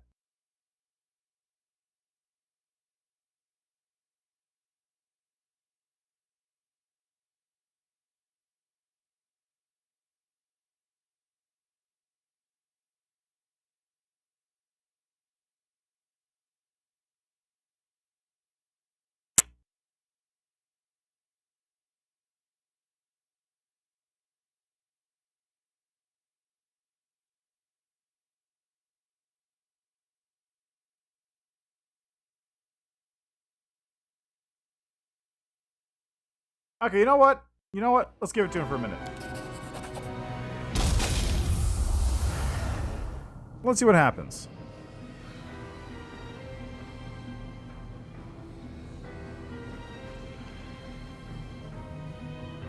The demon turns and looks at the purple glow with wide eyes. He reaches toward it. The glow flares brightly, displaying inscriptions, diagrams, and sketches that are burned into your memory forever. Then the glow envelops the hunchback figure and seems to flow into it. When the purple dies away, there are no longer any terrifying stitches on the demon's skin, and he looks completely transformed. He is still small, but now he is invigorated, almost dangerous. It's not what I expected. Not like I was before. But I'm whole again. This is better. This is so much better. You. I remember. I must return to my lady, but I think we will meet again.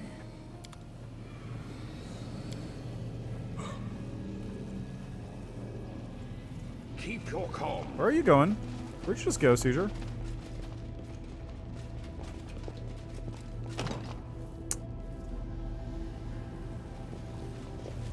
There are many roads to success.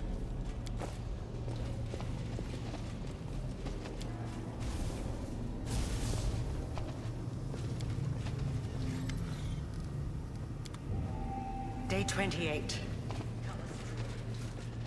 Alright, that takes care of that. I will guide.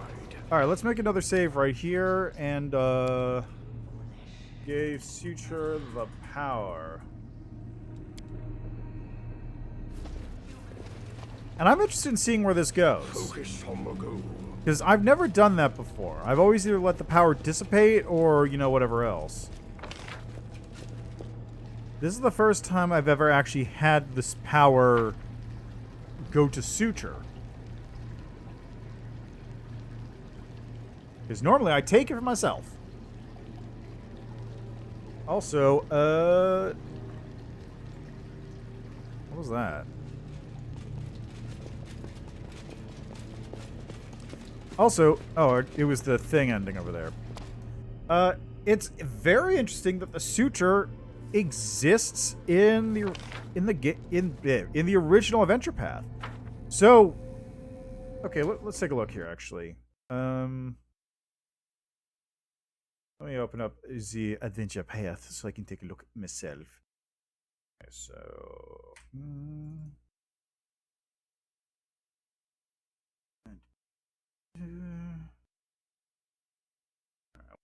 Paths, Path of the Righteous, and City of Locusts. All right, so let's do a quick Suture.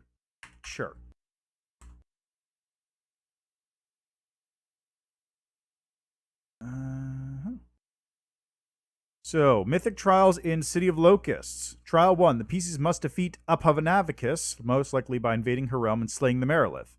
Trial 2. The PCs must retrieve the Nahindran Chisel and defeat Mistress Anamora. Trial 3. The PCs must find the Suture, determine his nature, and rescue him from the Foundry. Trial 4. The PCs must defeat the Storm King. Trial 5. The PCs must traverse the heart of the World Wound.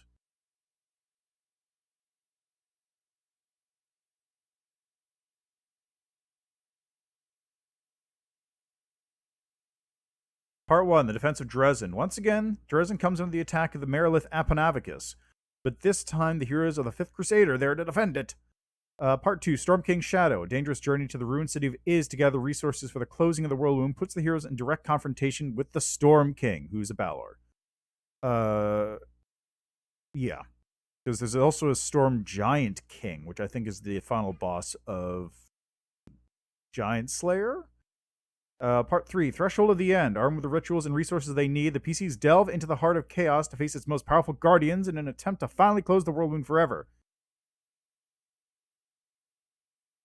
Let's see, Defense of Dresden.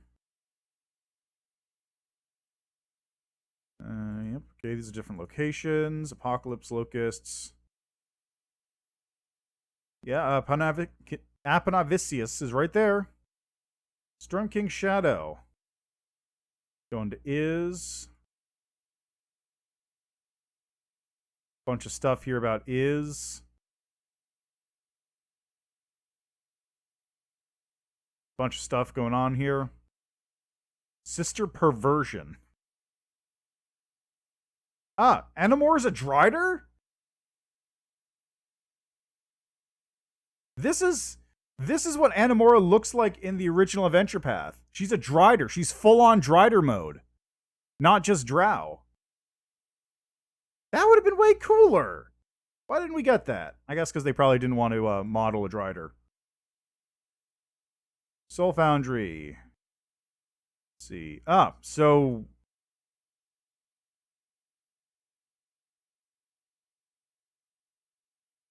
two foul monstrosities run the Soul Foundry, an half-babau dwarf named the Filleted Man and his hideously malformed companion, Lord Stillborn. Oh, at your option, you can replace one or both of these characters with surviving villainous NPCs from earlier in the campaign. Staunton Vane could replace the Filleted Man, for example, and Xanther Fang could stand in for Lord Stillborn.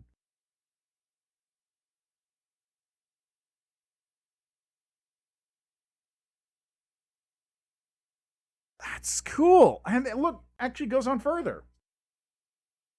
So that's why the Filleted Man is named, because he is actually an NPC enemy from Book 6 of the original Adventure Path, which, again, I'm not familiar with. I only ran up to Book 4, so I know Illusionera and bits and pieces of there, but not anything about what happened in the original AP past that point. Oh, that's very cool.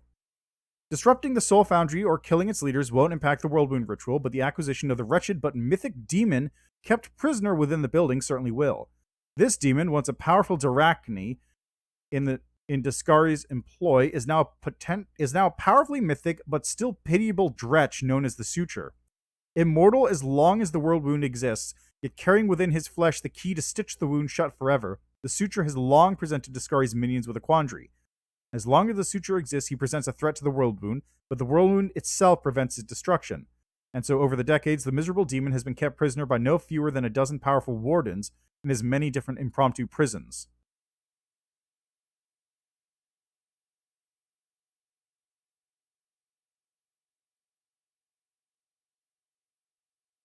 Interesting. So you have to rescue the Suture. Oh, look, and there's Terendelev. You have to rescue the Suture from there. Ugh. God, Lord Stillborn looks awful. There's the Filleted Man. The Suture, CR12, Mythic rank 10. Oh god, that's right, he's Mythic rank 10, which means he's actually unkillable by everything that isn't an artifact.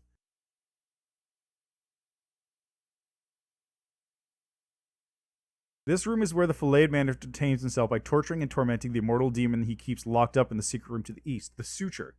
Whenever the Suture is about to die from its torment, the Filleted Man tosses the expiring demon back into the secret cell so the Suture's death throes affect only the empty room, and the next time the urge for some recreational vivisection strikes the Filleted Man, the Suture has revived and is ready for another round of torments. The Suture is currently alive, shuffling and whimpering in its cell. A successful DC to notice this check is... A successful DC perception check is needed to notice these sounds, which is... It's a DC 10. You'll notice that at level 1. If PCs establish conversation with the Suture via shouting, in Abyssal, he can be convinced to reveal the location of the secret door, but only if he believes the PCs don't intend to torture him. The Suture is normally allowed the run of his cell, but sometimes he's manacled to a chain attached to one wall. He's a pitiful sight, a deformed wretch with no real lower torso to speak of, only a pair of crippled, twitching legs and a stubby, broken tail. He moves around by walking on his hands. When the World Wound first opened, the Suture is one of the more powerful of Discari's Darachne demons. He is the first demon to step through the World Wound after it was opened. He absorbed all of the latent power, becoming the final sacrifice to stabilize the rent between worlds. He reformed as a Dretch, the basest of demons, and a crippled one at that. Yet the World Wound had also infused him with new power. Relu Lab quickly realized that this new demon's body represented a metaphoric suture that could help reseal the World Wound given the right circumstances. She spent many years looking for a way to kill the suture and remove the threat, but eventually came to realize that the mythic Dretch was essentially immortal. When she simply tried to take him away from the region to hide him in a distant place, she found that beyond a certain distance from the World Wound, the suture simply died in an explosion of electricity, only to reform somewhere in the region around Threshold. She finally decided the best tactic would be to hide the suture, moving him from prison to prison under an ever-changing parade of guardians. She handed over this responsibility to the Storm King several years ago. The suture has no concept of his importance to the World Wound. He knows only that he exists to be tormented. When the pieces report to Gallifrey later, see the state, start bar 3, she swiftly puts two and two together and realizes the value the mythic Dretch represents. Of course, while the Dretch is hardly a danger to the PCs, the fact that his presence dampens mythic power and causes pain is a constant thorn in their side. Canny PCs may hit upon the idea of transporting the Dretch in a portable hole or keeping him in some remote location until the time comes when he must be brought to the World Wound for his destiny. Of course, if not well guarded, the suture makes every attempt to escape captivity, and if he gets loose, it may become difficult to find him. Yeah, it's a suture. Suture's body is constantly racked with pain, causing all not living non-outsiders within 30 feet to writhe in sympathetic agony as well. At the start of any round in which a creature in this area, you must succeed a DC 23 fort save or be staggered by the pain. Christ.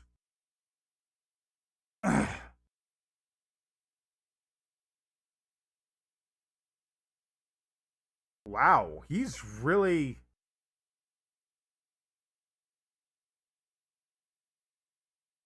He's really quite annoying to have around. Oh, Kormaz is the Storm King.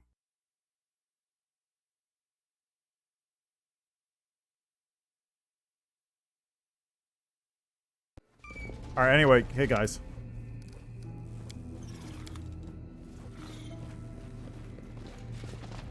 There are many roads to success.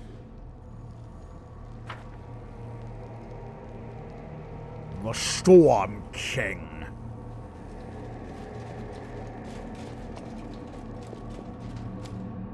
Righto. Let's get the fuck out of here.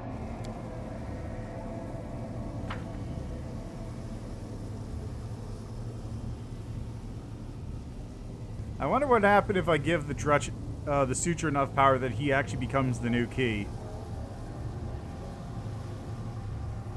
I need to do more lawful stuff. I guess I'll do more lawful stuff when we get to Evolutionera. There's a lot more option for law things there, if I remember.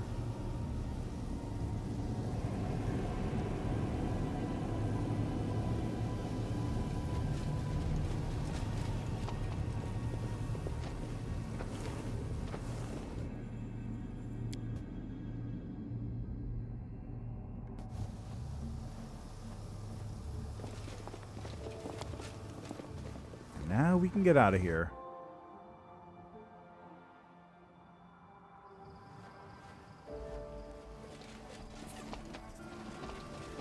Focus on the goal.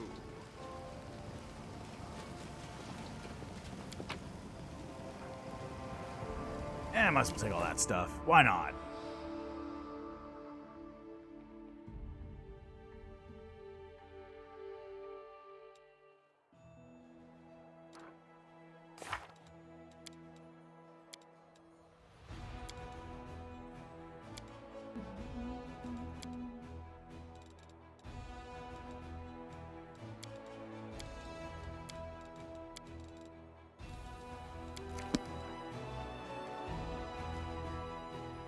All right,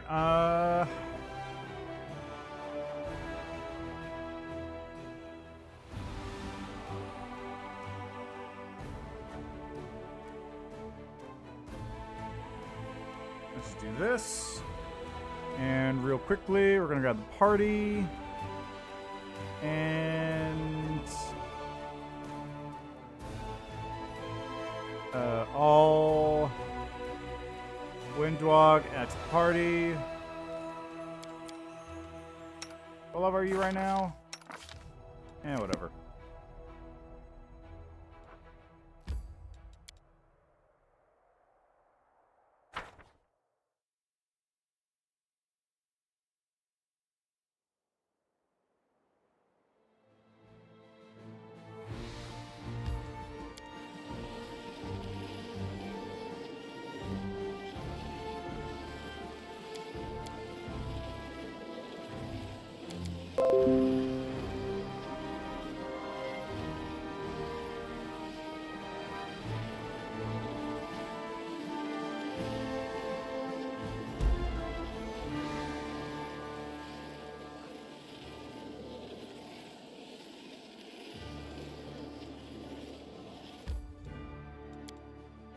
Right.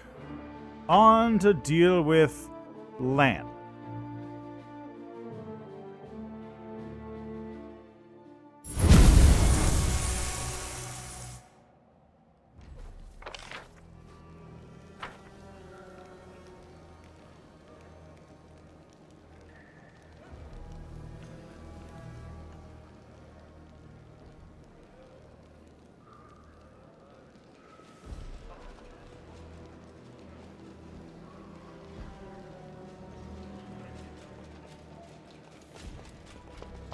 Hello, Chief Saul. How are you? How are things with the tribe? Did demons show up again?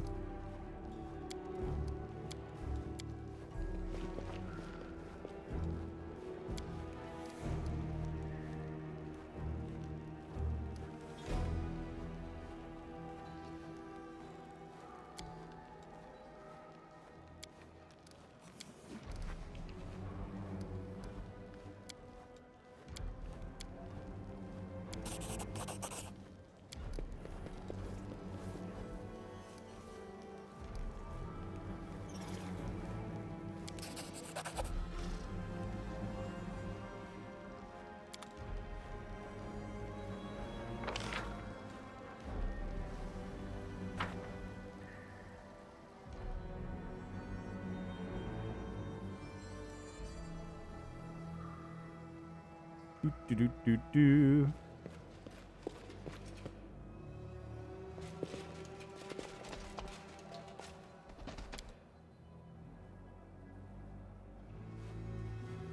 There are many roads to success. Alright, let's see if I can do this.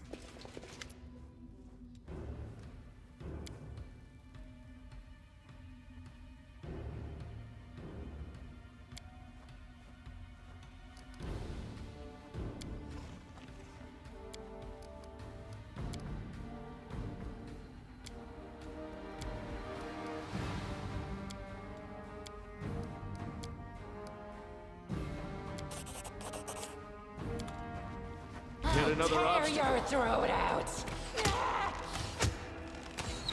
Yeah, he's got no chance. Is what I would say if she fucking hit anything. God.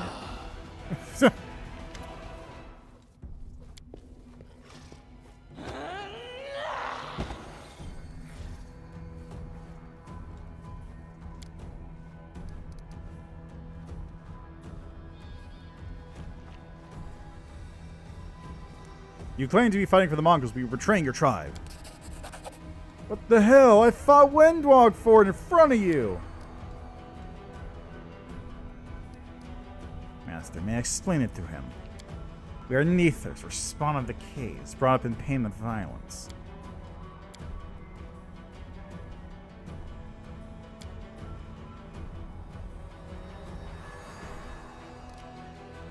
What do you think? Your kin are on my side. You're the only one opposed. See for yourself, which of his friend of the Mongols and who's an outcast.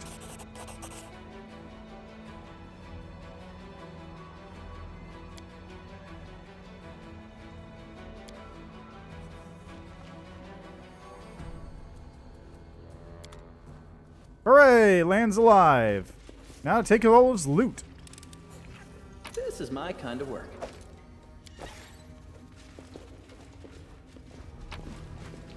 I will guide. I'll see you in a bit, Lan. Also, Ursula, you probably want to wear this ring. And this helmet. Where is it? Ring a merciless shot. Yeah, you definitely want to wear that. Do I have any braces of archery?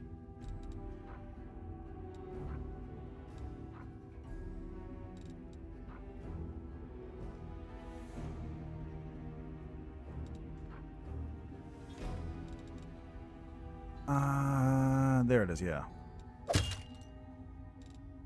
Okay, that takes care of that. Damage rolls when wielding an offhand weapon, when dual wielding or wielding two-handed melee weapon. You're gonna get... you know what? Actually, you can take this.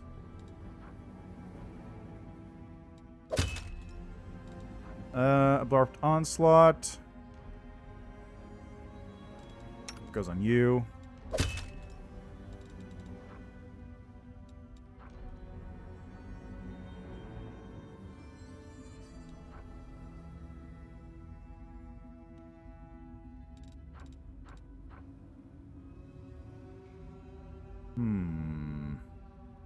Nobody's doing unarmed. I really want to make a monk.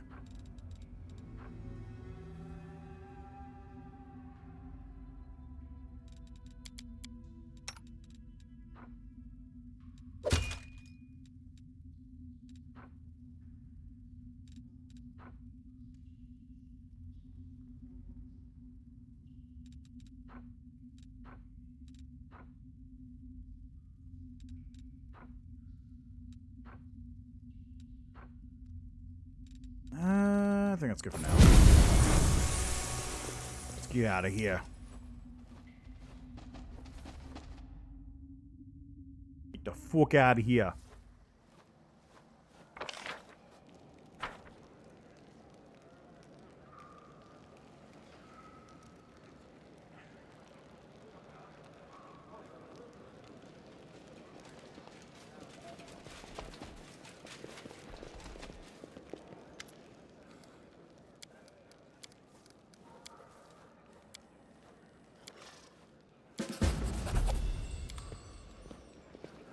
Hello. Hello, Dira.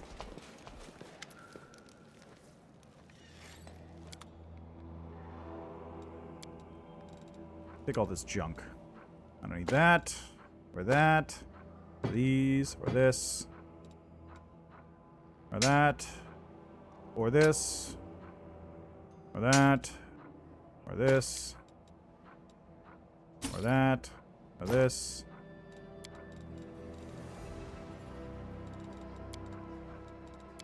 You don't have anything on any particular notes, so that's it. Alright, let's get out of here.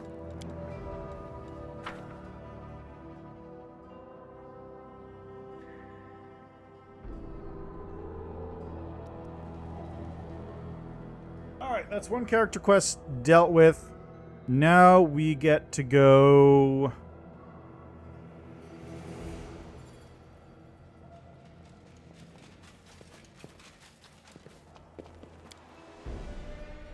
Really? You didn't come with us, One Dog? Really?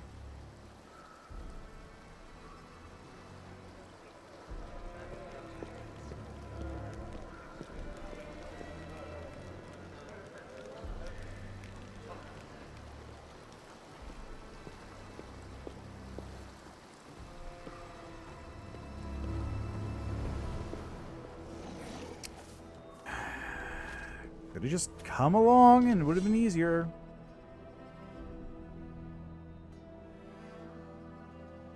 Anyway, now... House got a new mythic rank.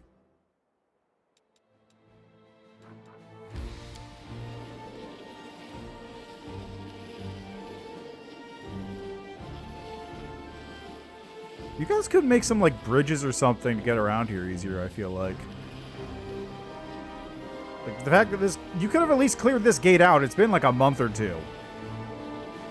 That would have made things way faster.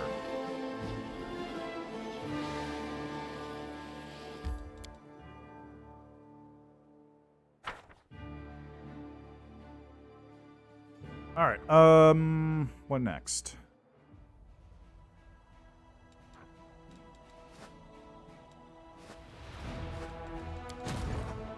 Hey.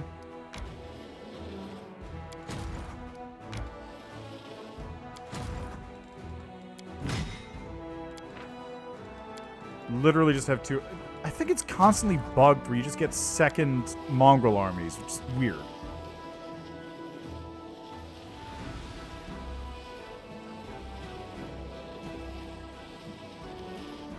Like, double mongrel armies is very strange. Alright, I guess now Dresden, just teleport back. I can just do this. Is that everything of note?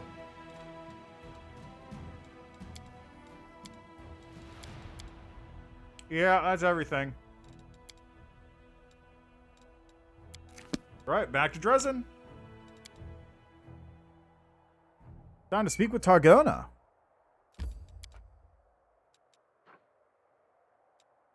To the street.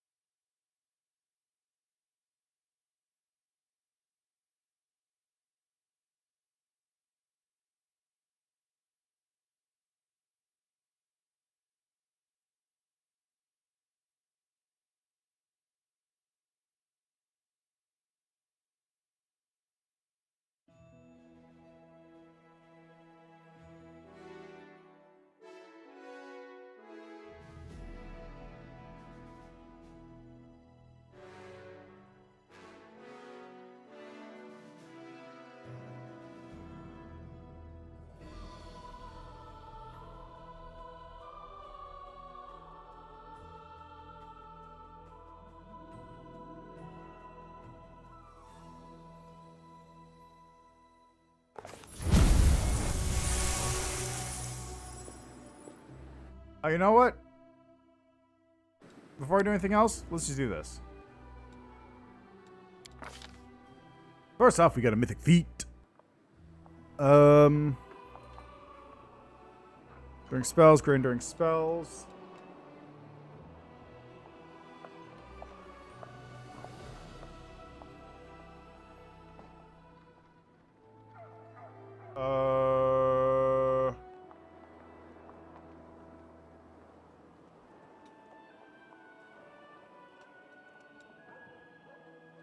Didn't I have extended spells?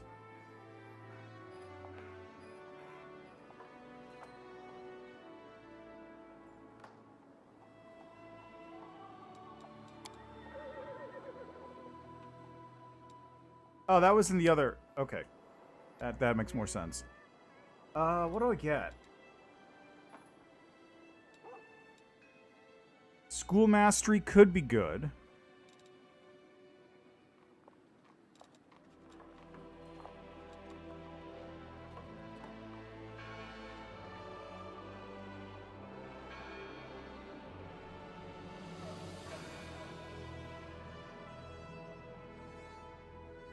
I think what would be good would actually be getting School Mastery, Conjuration, and then double everything over onto, like, Transmutation. Something like that. Although, at the same time...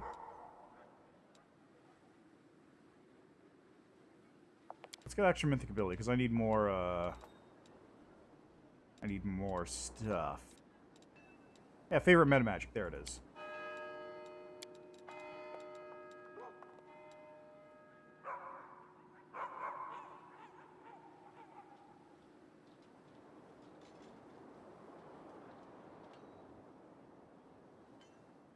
I'm gonna go with favorite meta magic.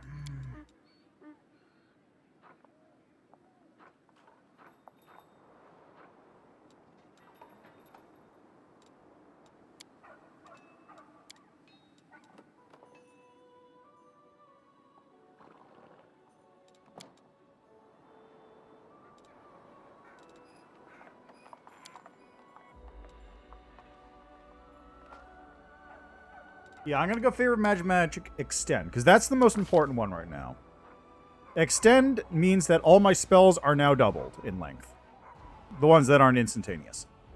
Right, we got bonuses. Weapon of the Angel becomes bane of all diseases. Creature wielding them becomes immune to diseases. Healing spells cast on the creature now remove all disease in the target. And also, remove fatigued, exhausted, sickened, and nauseated conditions. Additional 50% damage is holy damage. Propulsion effects.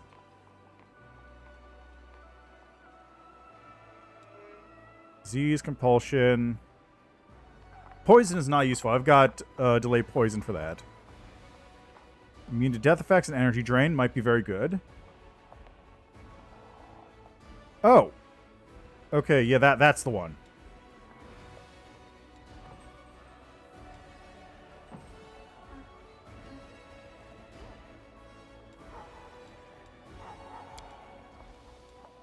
Prerequisite for Heavenly Host, everybody in 50 foot.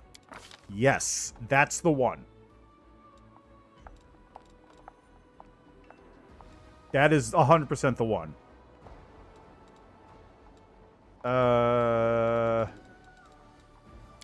Remove sickness. Oh. Command.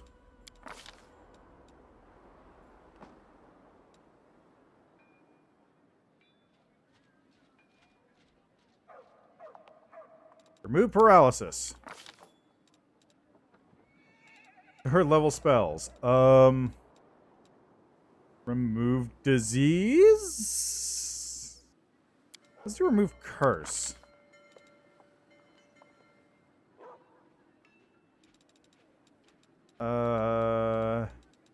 Crusader's Edge? Sure, let's go with that. Spell resistance, true seeing, Pillar of Life? Let's go with that one. Undeath to death. Destroys undead creatures. Slays 1d4 hit dice worth of undead creatures per caster level. Those who are close to the burst point of origin are affected first. I mean, that's useful for what's coming up, but not useful in general is my only thing. Greater Dispel Magic. Let's go with that one.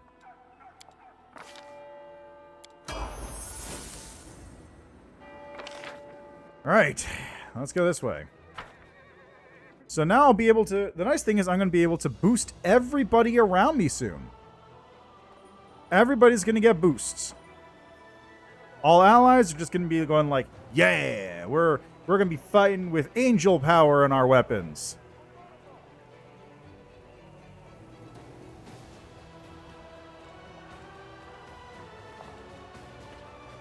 That's what I'm going for. Hello. The angel greets you warmly, but her eyes remain sad. Greetings, my rescuer. There are many things I wish to speak to you about, but now I can't seem to find the words. Being free feels exhilarating, but the bitter realization of how many terrible things happened in my absence weighs on me. Never before has my soul been so troubled by so many warring emotions. I contacted the Hand of the Inheritor as soon as I got out. Here on Galarian, I can freely send messages to my celestial brethren, so I know more now than when we first met. I now know what happened over the years I was held prisoner. I know that this is the Fifth Crusade, driven by desperation and daring like none before it. And I know about the hope you brought to all of us. I thank you. You are the light in this darkness. What do you want to talk about? The angel thinks for a moment. Talk may not be the right word. I need to tell you something important. Listen, you know the truth about the Wardstones, how their power is built upon the angels locked inside. My dear brother Lariel and I were supposed to end up inside the Wardstones, but we both escaped that fate. He perished. Targona gathers her strength. And I was captured by a Relu. But there's something else you should know. Even the glorious herald of my goddess was not immediately aware of this. The power of Wardstones come from the selflessness of those imprisoned within them. It is not sophisticated magic that wounds and binds demons, but the angels' voluntary sacrifice, their foregoing of freedom in the name of duty. The truth is, in some rare cases, there is no need to seal anyone inside an artifact to achieve a similar magic effect. There are some individuals among mortals and immortals who are willing to give their lives to protect others. Found one already. And when this happens, the mortal or immortal can become a living wardstone of a sort, weakening and holding back demons by the force of their presence alone. Unbeknownst to me, I acquired this power. Even immersed in my enchanted sleep, I protected the poor folk who were imprisoned in Arelu's laboratory with me. And Eliandra and Katar did the same at Pelurus Fall. It was their self-sacrifice, so different but always sincere, that protected the temple, not just Pelura's power. The Hand of the Inheritor had long suspected this, but only after speaking to me did he finally realize the truth. He wants you to know. Once we have dealt with more urgent matters, he wants to search for rare souls capable of becoming living wardstones. They will be in the vanguard of your crusade, and they will make demons and demon lords alike tremble in fear. Living wardstones? How can you find such people, and what are they capable of? I don't know the answers to your questions. Being a living wardstone, it's more than just power. It's more than a gift. It's a true miracle. And like all miracles, it is extremely rare and manifested only in dire circumstances. That is likely why we never heard of such a thing before now. The demon invasion is the gruesome catalyst that has awoken this hidden power in souls across Galarian. But now that we know what we're looking for, we can recognize this special light in others. It will be our weapon in our fight against the Abyss. Does Relu know? I don't know. She never mentioned it, but something about me piqued her interest. Many of her prisoners were unusual in one way or another, and when she left and ceased her experiments, I think that too was an experiment of sorts. Perhaps she even continued to observe us somehow. Can your wing be healed? If there is such a way, it is unknown to me. The wing has become part of me. I even feel that if I were to cut it off, it would grow back, just as deformed as it is now. Its existence is a challenge for me, and there's nothing left to do but accept it. I will have to live wondering constantly whether foulness is creeping into my soul, just as it has crept into my body. And may Iomade help me if my fears are ever realized. Are you going to return to heaven? I wouldn't dare. With this wing, with foulness that has become a part of me, how could I enter the shining light of heaven? Besides, I don't want to leave you and the Crusaders. I was meant to join my brothers and sisters inside the Wardstones. Since that did not come to pass, I want to serve the Crusades in another way. Thanks. Bye. Wait. Targona hesitates. I didn't dare ask you before. I wasn't sure I could take the answer, but please tell me how my brother Lariel died. I miss him so much. I want to know what his final moments were like. He fought until his last breath to save his mortal comrade, and he left his sword to be raised up by another in the future. The angel listens with rapt attention. We ought to do the same. Protect each other even in impossible situations. Nurture our hope and know how to give it to others, so that the light we carry now will shine on more even after we die. Thank you for your answer. Like a ray of light, it has revealed the path I must follow. Thy watch goes on. Greetings, champion.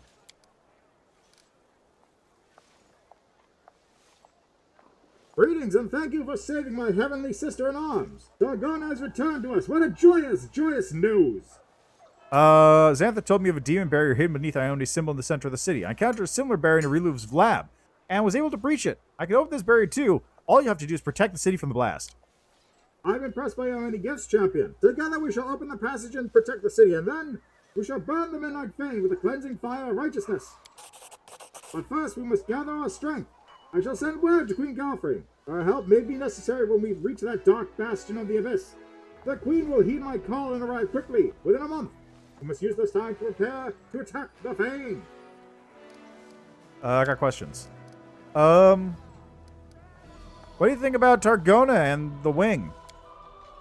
The demonic wing concerns me greatly, but even more concerning is how Targona is bearing this burden. The hand of the inheritor shakes his head defeatedly. He does not say so directly, but I know she is ashamed to be seen with me.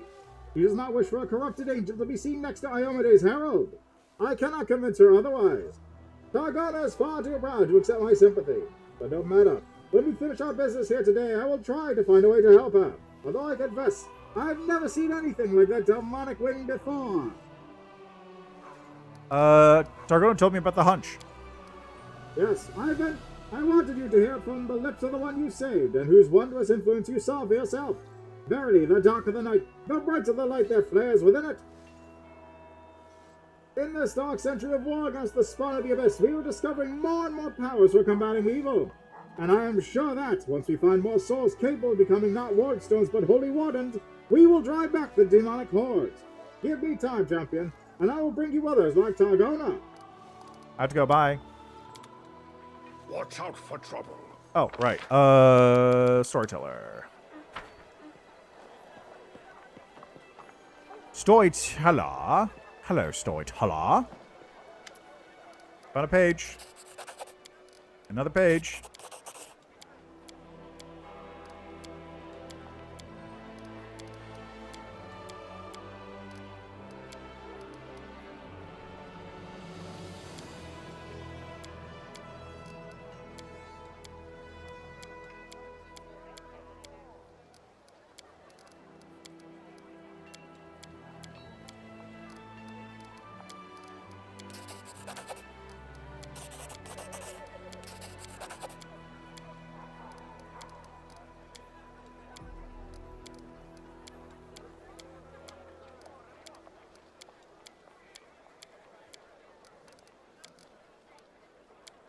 Let's see, power. Yep, that's the...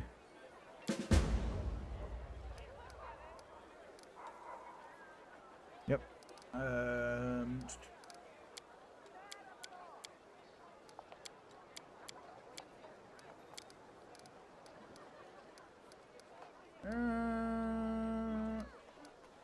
Give me the gauntlets.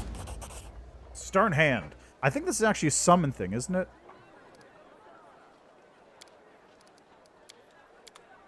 Isn't that a summon-based object?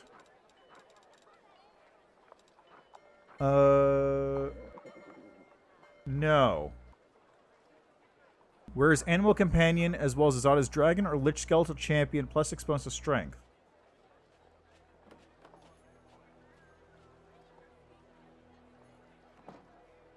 Okay, that's what it was. I probably should have saved it for the, I probably should have saved it for the other thing. God, it looks so stupid. It looks so stupid. It looks terrible. Genuinely, it looks terrible. Alright, I need a headband of charisma. Where is it? Intelligence, intelligence. Do I actually not have a headband of charisma?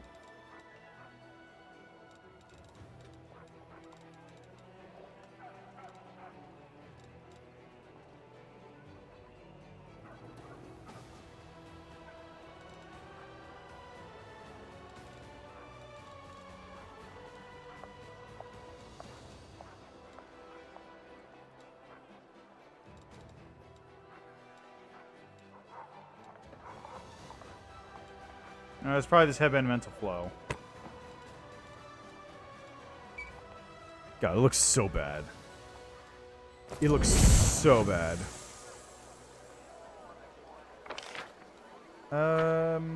Okay, let's go talk to Windwog real quick. Now that I know Windwog is fomenting rebellion down here, I might as well see about heading that off while I still can.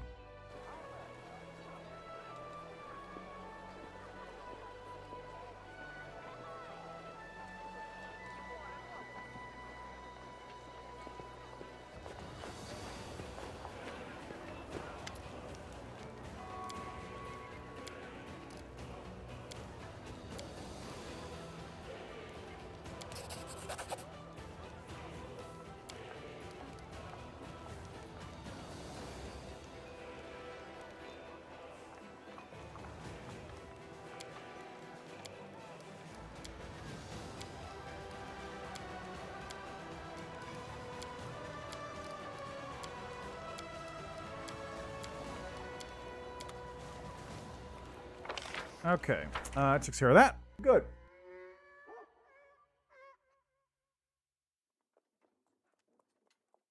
Now I might as well take a nap.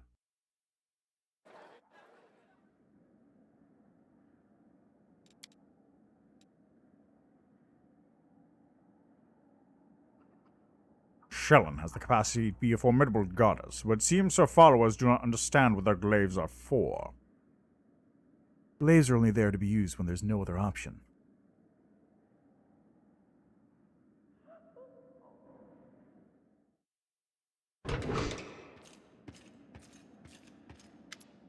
Oh, it's Antiquaria. What do you want from me?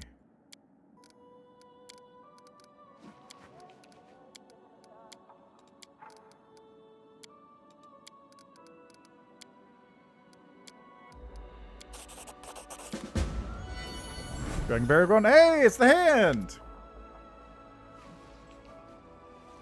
The angel radiates confidence. Its powerful voice solemn and proud. Champion, my heart rejoices to find you in good health. I know you have many important matters to attend to, but first, listen to me. Your exploits have inspired many. The priests in Dresden men have preached until they grow hoarse, surrounded by crowds of soldiers and lay people. But they are beset by doubt. Should their words stir the soldiers' hearts, spur righteous anger and a thirst for victory? Or should they soothe war-weary souls like a healing elixir? Perhaps they should preach vigilance and remind the masses how dark and dangerous our adversary is. Please, tell me what you think, and I shall carry your word to the priests. Are you my advisor? I wish to help, champion, but I do not know if my counsel will be of any use. For I have never lived among mortals. But should I sense trouble or see a good opportunity, I will come to you and tell you the truth. I'll trust your wisdom. The angel shakes its head. These are your warriors, and you bear the burden of answering for them. I know how heavy this burden is, and I would ease it if I could, but that is not the way of things. This is your decision to make. What do you think the consequences will be? You can move mountains with a righteous word. The priest promises of peace will console people, and the tide of brave souls flocking to your banner will not slacken even in the darkest hour. Their sermons of war will harden your soldiers' resolve, kindle their righteous fury, and inspire them to fight the enemy without regard for themselves. That seems a bit much. As for the frightening speeches, their purpose is to reach the ears of those who will live under the protection of the Crusaders. Not everyone has a strong arm to carry a sword, but many have the gold to buy one. Remind them of the hardships and adversity that our soldiers face, and they will gladly aid our cause. Let's see. Positive morale and recruitment growth increased by 50%. That's the one. That's the one right there. I wish I could say it is bad to sow the seeds of fear in mortal hearts, but it will be a lie. So let them tremble, for they have much to fear. Let their fear strengthen their resolve and kindle their will to fight. Only by joining forces will we be able to hold back the onslaught of the abyss. So let none sleep in peace, lulled by a foolish dream that the war does not affect them. At this point, I'll remain silent. I dare not disturb you further, champion. That's Rochelet. And away she goes. Also, I gotta check something here real quick. Let's take a look. I'm waiting for a package to arrive, and I need to know when it's arriving. Or if it's already arrived. That would also be lovely.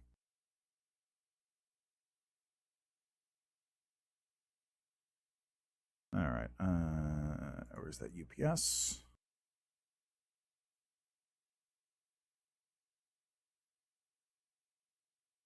Out for delivery. Nice.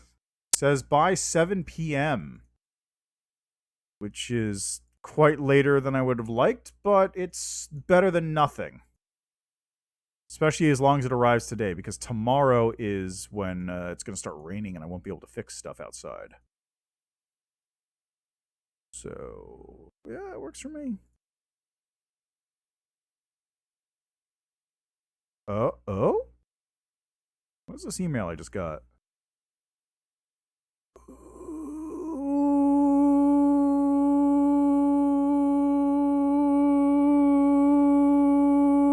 Ooh, that's really nice.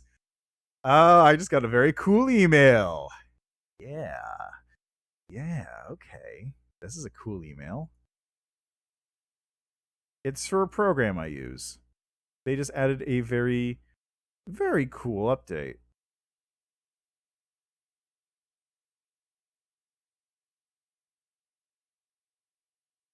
Oh, and interesting. Pathfinder Kingmaker plus DLC is a new Humble Bundle. Battles of your bundle. Oh, looks like a decent bundle. Crossbow Blood Knight. Oh, cool. All right.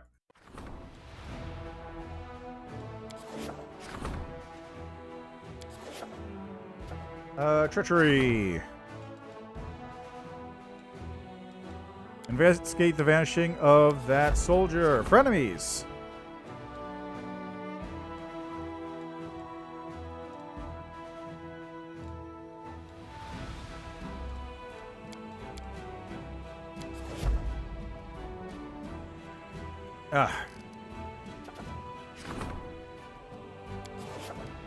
Alright, Kales is being dealt with. Alright, Stud Sir Valor, Blur Stargazers.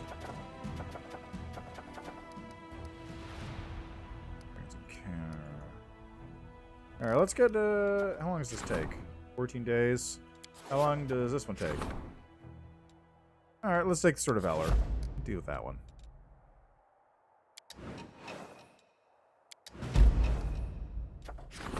Ah, the angel's back.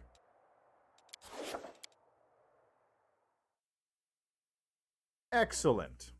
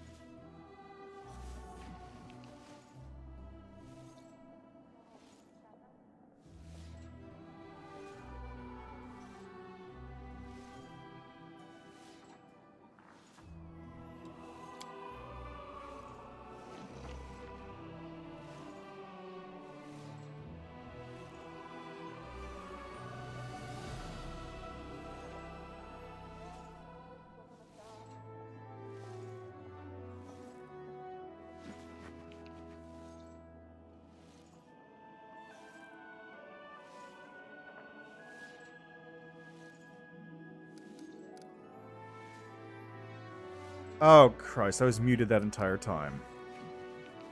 Okay, let's do this. The angel sounds concerned. Champion, I promised to advise you, but now I need your counsel. I have received news that both pleases and worries me. The light of your nobility shines true, and like a beacon it draws heavenly warriors who come to fight at your side. These angelic warriors set a high example of courage and irreproachable virtue, and many of this ordinary soldiers, especially the young ones, desperately wish to be like them. They take vows, do penance, and train to the point of exhaustion. Their dedication is laudable. but it is not without danger. The strain, both physical and spiritual, may prove unbearable for many of them. Rather than strengthen themselves, they risk doing the opposite, and it may leave them defenseless against the enemy at a critical moment. So should we praise their self-sacrifice, or should we encourage them to take care of themselves and moderate their zeal?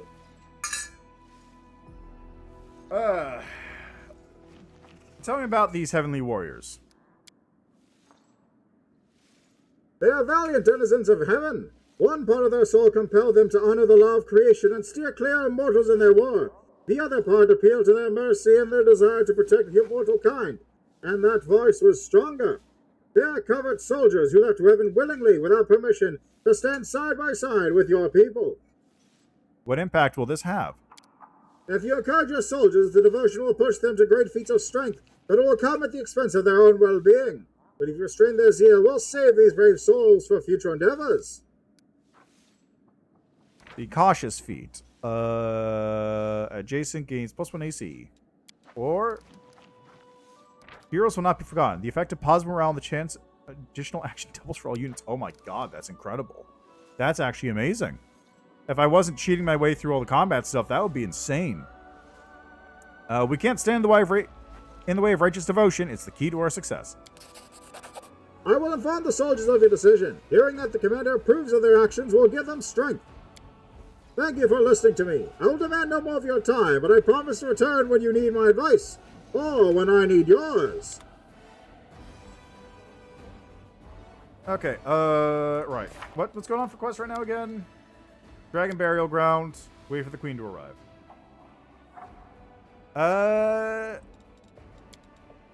Oh yeah, I gotta talk to Richelieu. Alright, well I can deal with that in a bit. That can all be dealt with as cleanup once the Queen arrives.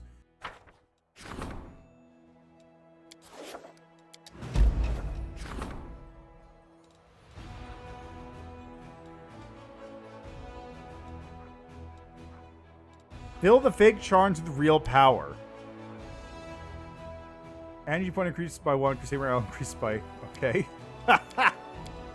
The Commander's Blessing will fill the false relics with power. Once the Crusaders receive this gift, they will find new hope and pray to the gods with even greater devotion.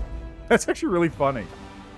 Heaven Warriors. Angels answer the prayers. Get 5 Monodic Devas.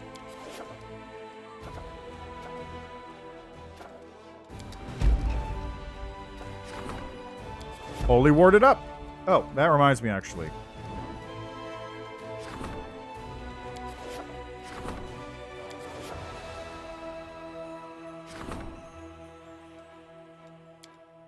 I forgot. I need to start building structures.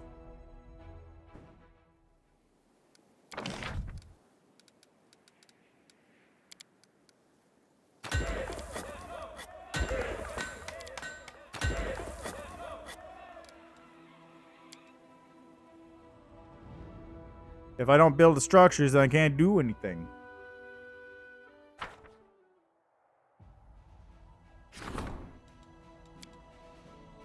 Okay, Village Sword in Supply Center Hospital. Strezen.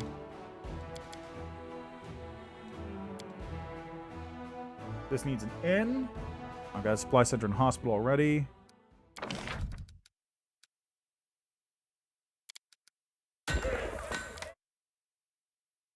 I forgot about that part.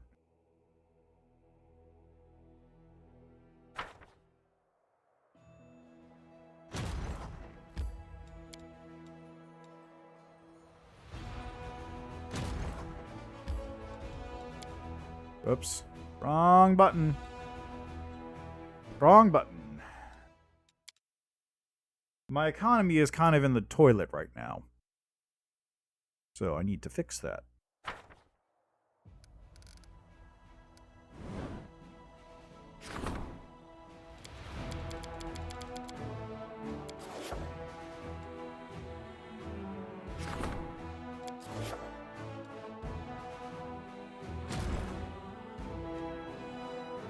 No.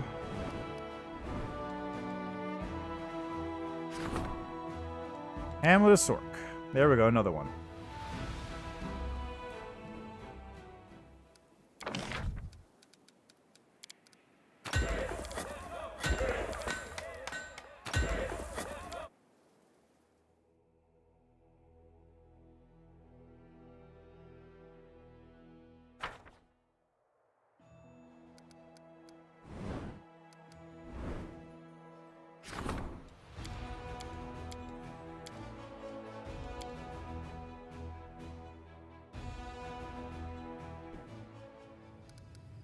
The important thing is actually to build 3 buildings.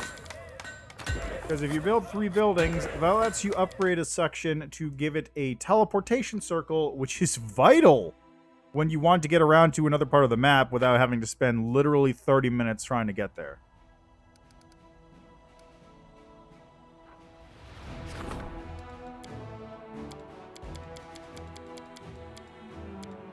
Okay, trees and home.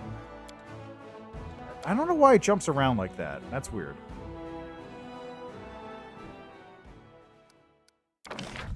I'm kind of low on materials points, but that's it. Actually, no, I've got plenty. I've got way more than enough finance points, too. I'm drowning in finance at the moment. I'm just drowning in finance.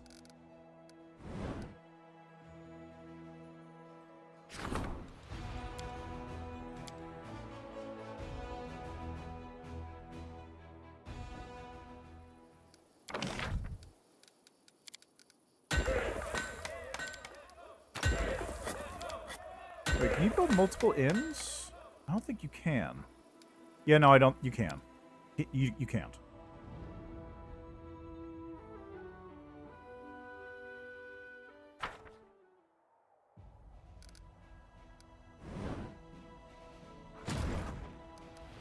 There we go. Trees and home. For example, Trees and Home is a really good one to upgrade because it's right next to one of the puzzle locations, which makes it a teleportation hub by itself.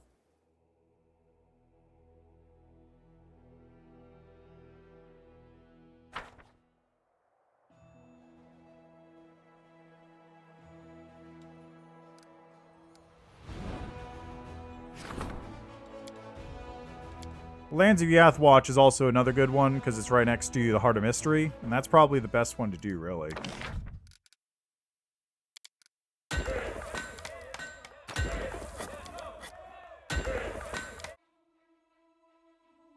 Now, once you do all this stuff, then you have a good supply of materials points and all that stuff, and you're pretty good.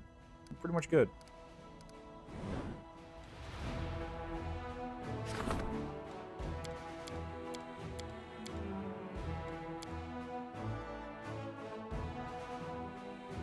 Almost done building for this section.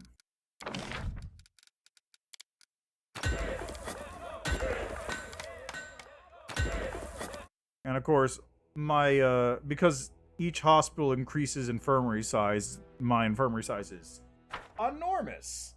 It's probably bigger than any of my given armies. Which isn't hard to do, given that my armies are all tiny. Plus 5% bonus to infirmary size. I've got, I don't even know how many. Pretty sure I don't have any hospitals here yet. I haven't built anything. I got 1, 2, 3, 4, 5, 6, 7, 8, 9, 10. I've got 10 hospitals. So that's not a 50% increase because it's probably multiplying each time. But it is still a pretty decent increase. And I could also build some things here to increase my economy while I'm at it. Because it's pretty bare at the moment.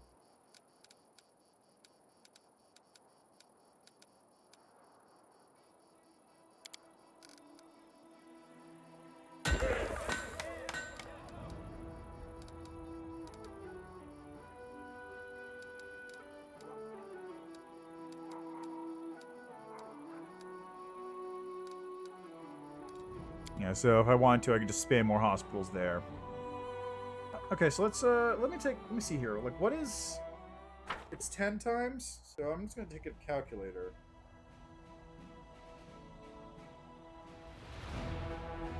So let's say I had 100 times 5. Actually, no, it would be 100 by...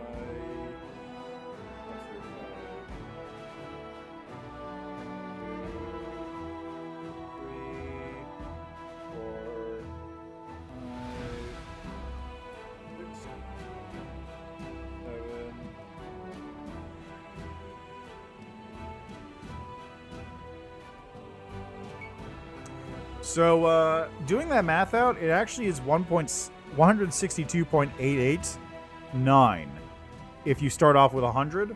So it's actually better than 50%. It's actually better than 50% increase. It's like a 67% increase doing that. So that's it's pretty baller. Wait, did I need to back out? I think I was still just spamming through days at the time. Pretty sure I'm just going through days still.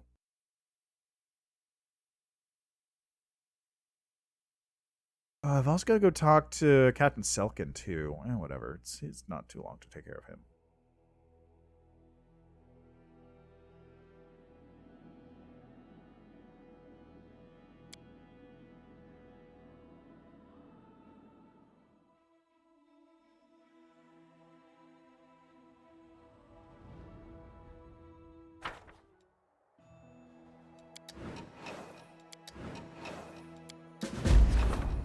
There we go. KLS is done. Got more diplomacy stuff. I see here. Logistics Council. Let's take care of this.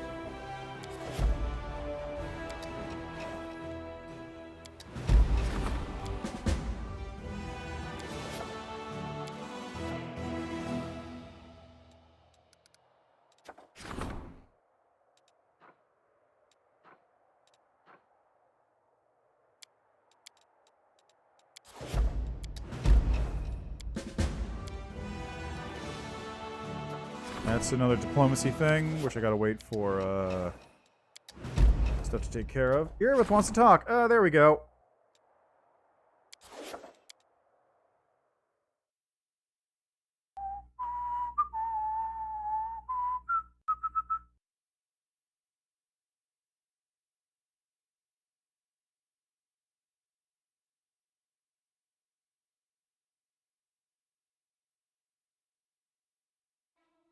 Play it your own unique way.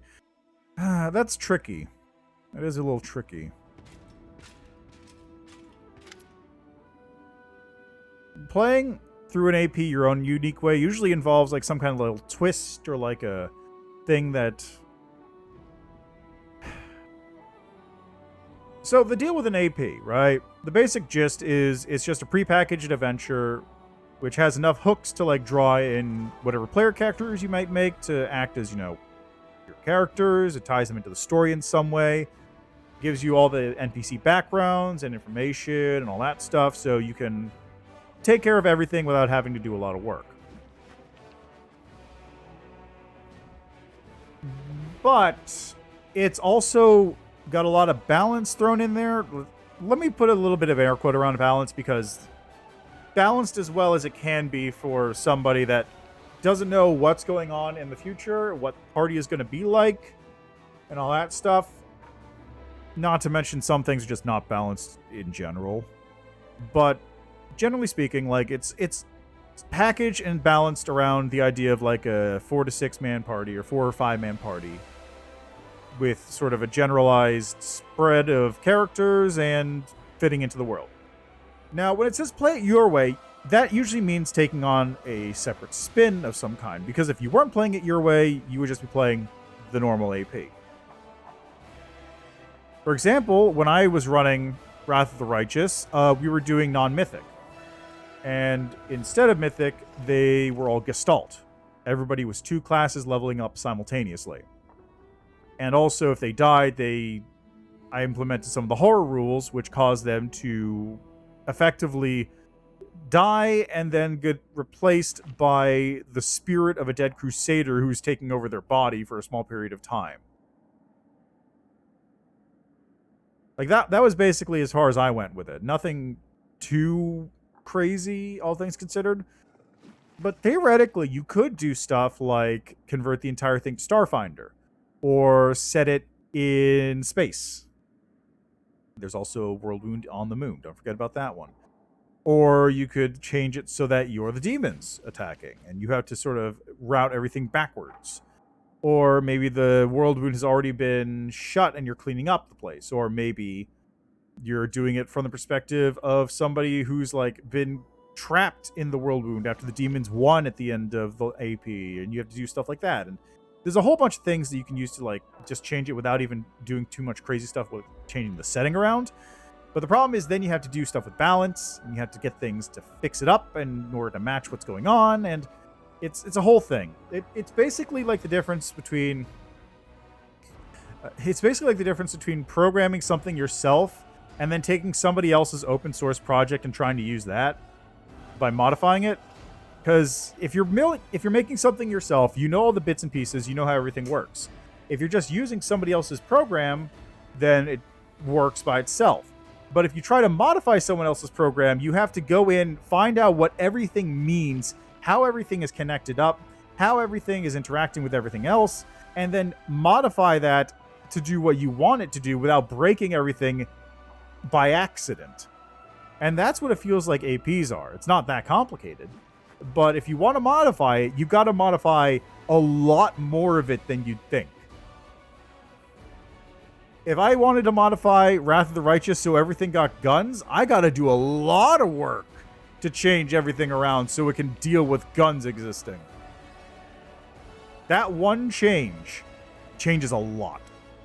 Also, fun fact, did you know that there's actually a Demon Lord? A Demon Lord of Guns? That's it. Just wanted to point that out. There is, in fact, a Demon Lord of Guns. You can get gun proficiency by worshipping a specific Demon Lord. Anyway, Erebeth's doing fine.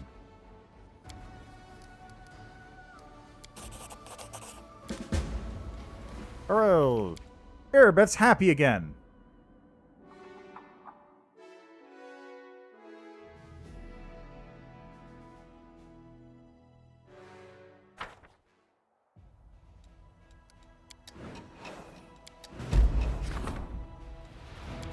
There we go. Sword of Valor is dealt with.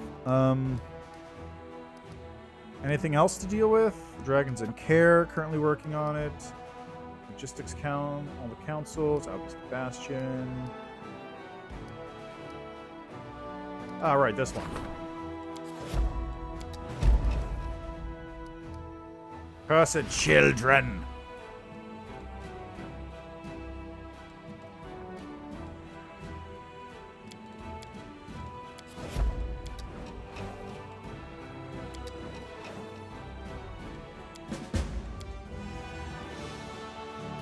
Chili Creek. It's Markill. And the hand's back. Hurrah.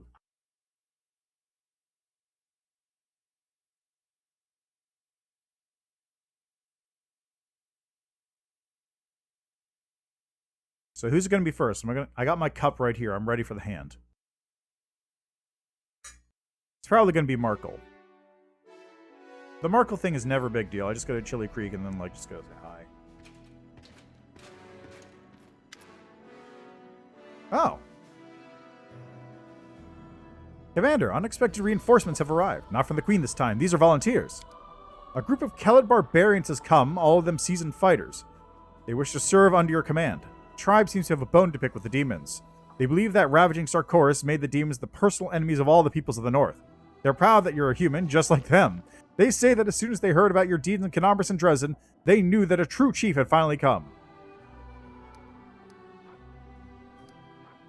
Sure, join up.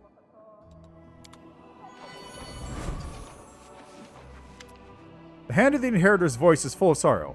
Champion, I've come to speak of important matters. This war has claimed the lives of countless mortals. Honestly, not that many. I've lost, nobody so far. Each of the warriors of heaven regrets that we cannot part the skies to send to Galarian as a shining host and deliver you from evil. The natural order demands that the forces of heaven do not intervene. Only a few, such as myself, can engage in this battle, but even these few can do much good. We may not be a shining host, but even a handful of angels is a force to be reckoned with. So, tell us how we may help. Shall we arm ourselves with swords and fight beside your warriors? Or shall we bestow power upon your priests? We shall gladly do everything we can, so long as it does not upset the world order. So why doesn't the entire host of heaven show up? Such are the laws of the universe. We may fight evil elsewhere, but we must not invade the material plane.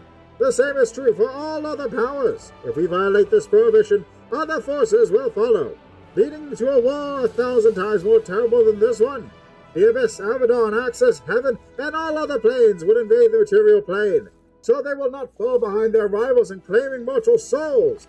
That war would shatter reality itself. Abaddon is neutral evil land.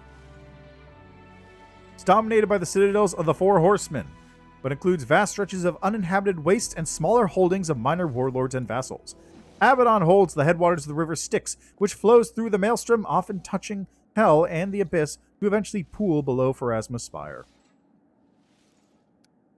What exactly do you suggest? We can answer the calls of your wizards and priests. If your servants use magic to summon us, we will come and fight for you. If they ask us for power, we will gladly share it and teach them arcane arts that will protect them and strengthen their army. Summon Heavenly Host Ritual. Recovery time 7 days. Summons 2+ mythic rank Monadic Devas to the target army. That's not bad. Not great, but not bad. Unlock Storm of Justice Decree. All generals learn Bolt of Justice spell. All units in the target army take 8d10 times mythic rank magic damage, and additional creatures take 8d10 plus 20 blah. Demons and dead. Grand tier units take... Wow. Yeah, that's good. It shall be done. May our gift bring strength to your warriors. Deliver them from danger and grant you victory in this war. I'm going to be honest. Any of the things that give you, like, 2 units kind of suck most of the time. Hey, Markle. How'd you get here?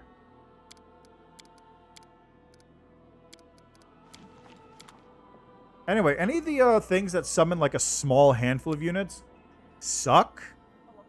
Because a lot... First, unless they're, like, absurdly powerful, which I don't think the Monadic Devas are, that gives you... They don't have a lot of health as a result, and they don't do a lot of damage as a result. Which is what you need when dealing with these armies, because these armies have hundreds of units in them.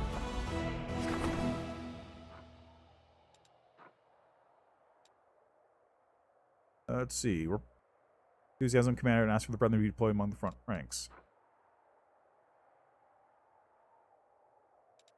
Front ranks, Mongol fighters, Mongol sharpshooters. 30 Mongol sharpshooters are recruited at the commander's headquarters. All Mongol fighters and Mongol sharpshooters gain tough.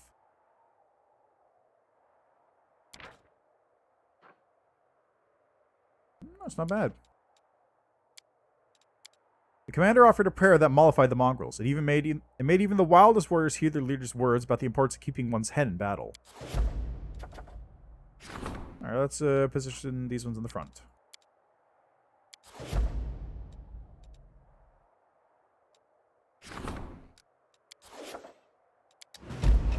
A runaway. One of the Crusaders is a criminal on the run.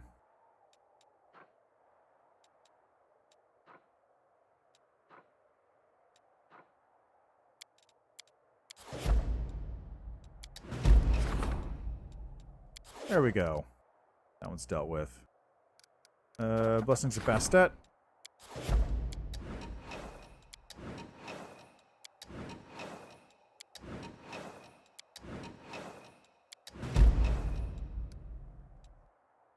Ah, there we go.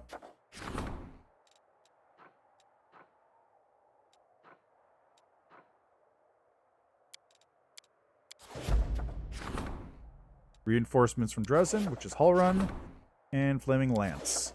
Good stuff. Okay, so currently on the table is Blur Stargazers and Blessings of Bastet, both of which will be done shortly. Don't want to do anything there. Don't want to do anything there. Yeah, so the only thing left is some relic shit once I'm done with everything here. Halrun Shapok. Prelate of Dresden. I don't actually remember what he sounds like, because he speaks for like 2 minutes. You hear him speak basically at the very beginning, and that's it. Weird they didn't get that voice actor in for more lines, especially since he does show up a bunch. I guess because there's a good chance he wouldn't show up past Chapter 1, but still. Greetings to you, Knight Commander. The old Inquisitor stands rigidly at attention. Any traces of his past dislike are gone, replaced by overt obsequiousness. Halrun Shapok, Prelate of Canabras, I has come here at the Queen's command to be at your disposal.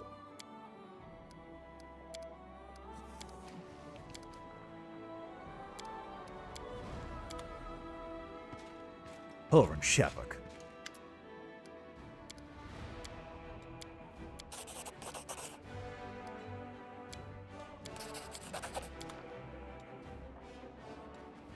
Alright, that takes care of Mimir. So I gotta deal with that in a little bit too. Ember still has not been kidnapped, surprisingly.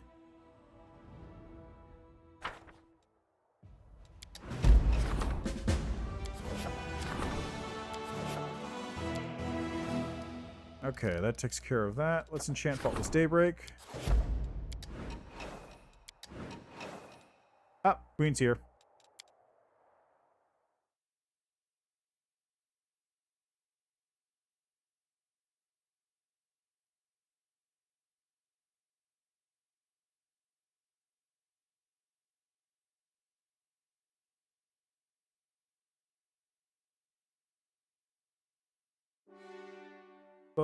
Blah, blah, blah. Hello. Greetings to the leader of my Crusader host. I received regular reports about the course of your activities, and I wish to take a moment to publicly thank you, Knight Commander. Your victories as a military... It was my pleasure. We will discuss future plans and military objectives later. Now, for the main purpose of my visit. The Hand of the Inheritor summoned me here. Of course, but we must take the next... I don't wish to boast, Commander. Calm. There is good news as well. Word of the Fifth Crusade's victories is spread... No! I put you in charge. Wherever did you get this? I was young. Always. I would proudly declare that to be true. And say that let the Covenant's restoration into my hands be a good omen for this war. Oh my. This could prove very important. Even the merest give me a... Okay. Good. That takes care of that nonsense. Queen's here. So what I'm going to do now is, well, for starters... I'm going to cheat the fuck out of my stats.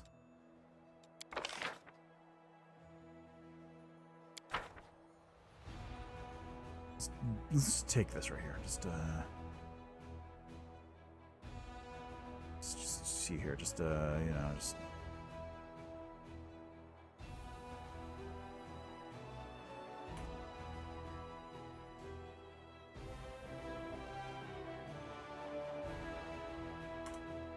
There.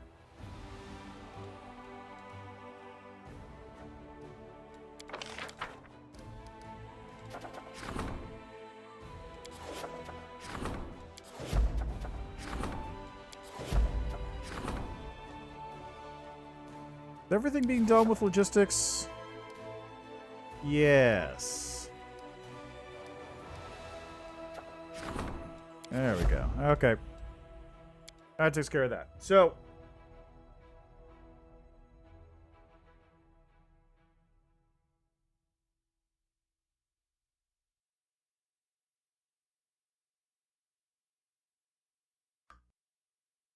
I'm gonna be honest, I'm in like a very weird spot right now, just physically and sort of energy-wise. I think I'm gonna stop at this point because it's a decent spot, since I gotta do a lot of stuff before I hit the Midnight Fane. So what I'm gonna do next time is I'm going to take care of all that extraneous stuff, like I gotta get Edinburgh kidnapped and kill Camellia and all that. And then I've got to take care of the Midnight Fane, which is by itself like 2 hours long. Man, that place... Midnight Fane's just so long. It's really unnecessary. So I think that's what I'm going to do next time. Bit of a short stream, I'm aware, but after the last couple days of like heat fatigue and just all that stuff, I'm kind of trying to ease myself back into it a little bit. And also trying not to burn myself out on this game, because I've been playing it for a year now. I've been playing this game twice a week for a year. It's taking a lot of time. So, yeah, I'm going to leave that for now. I'll be back with this again on Sunday. And tomorrow... Did I have anything scheduled for tomorrow? Let me actually take a look. I gotta wait for this thing to arrive in the mail, too. That's kind of a huge deal as well. Okay, Schedule. Nothing for tomorrow, so I'll figure something out to play. I don't know what, but I'll figure it out. Anyway, yeah, I'm gonna leave that there for the time being. I'll figure something interesting to do. I don't know what it's gonna be, but I promise it'll be cool. To me. I don't know if it'll be cool to anybody else, but I think it's cool. Anyway, go say hi to Fully Trained Noob.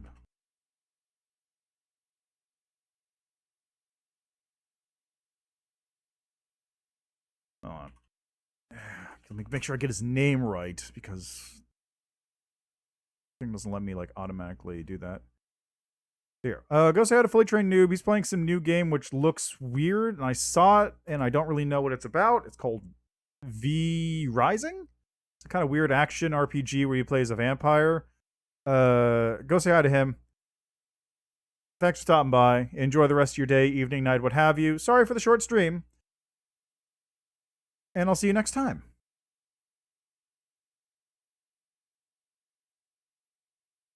I forgot to press that button. I forgot to push the button that did this.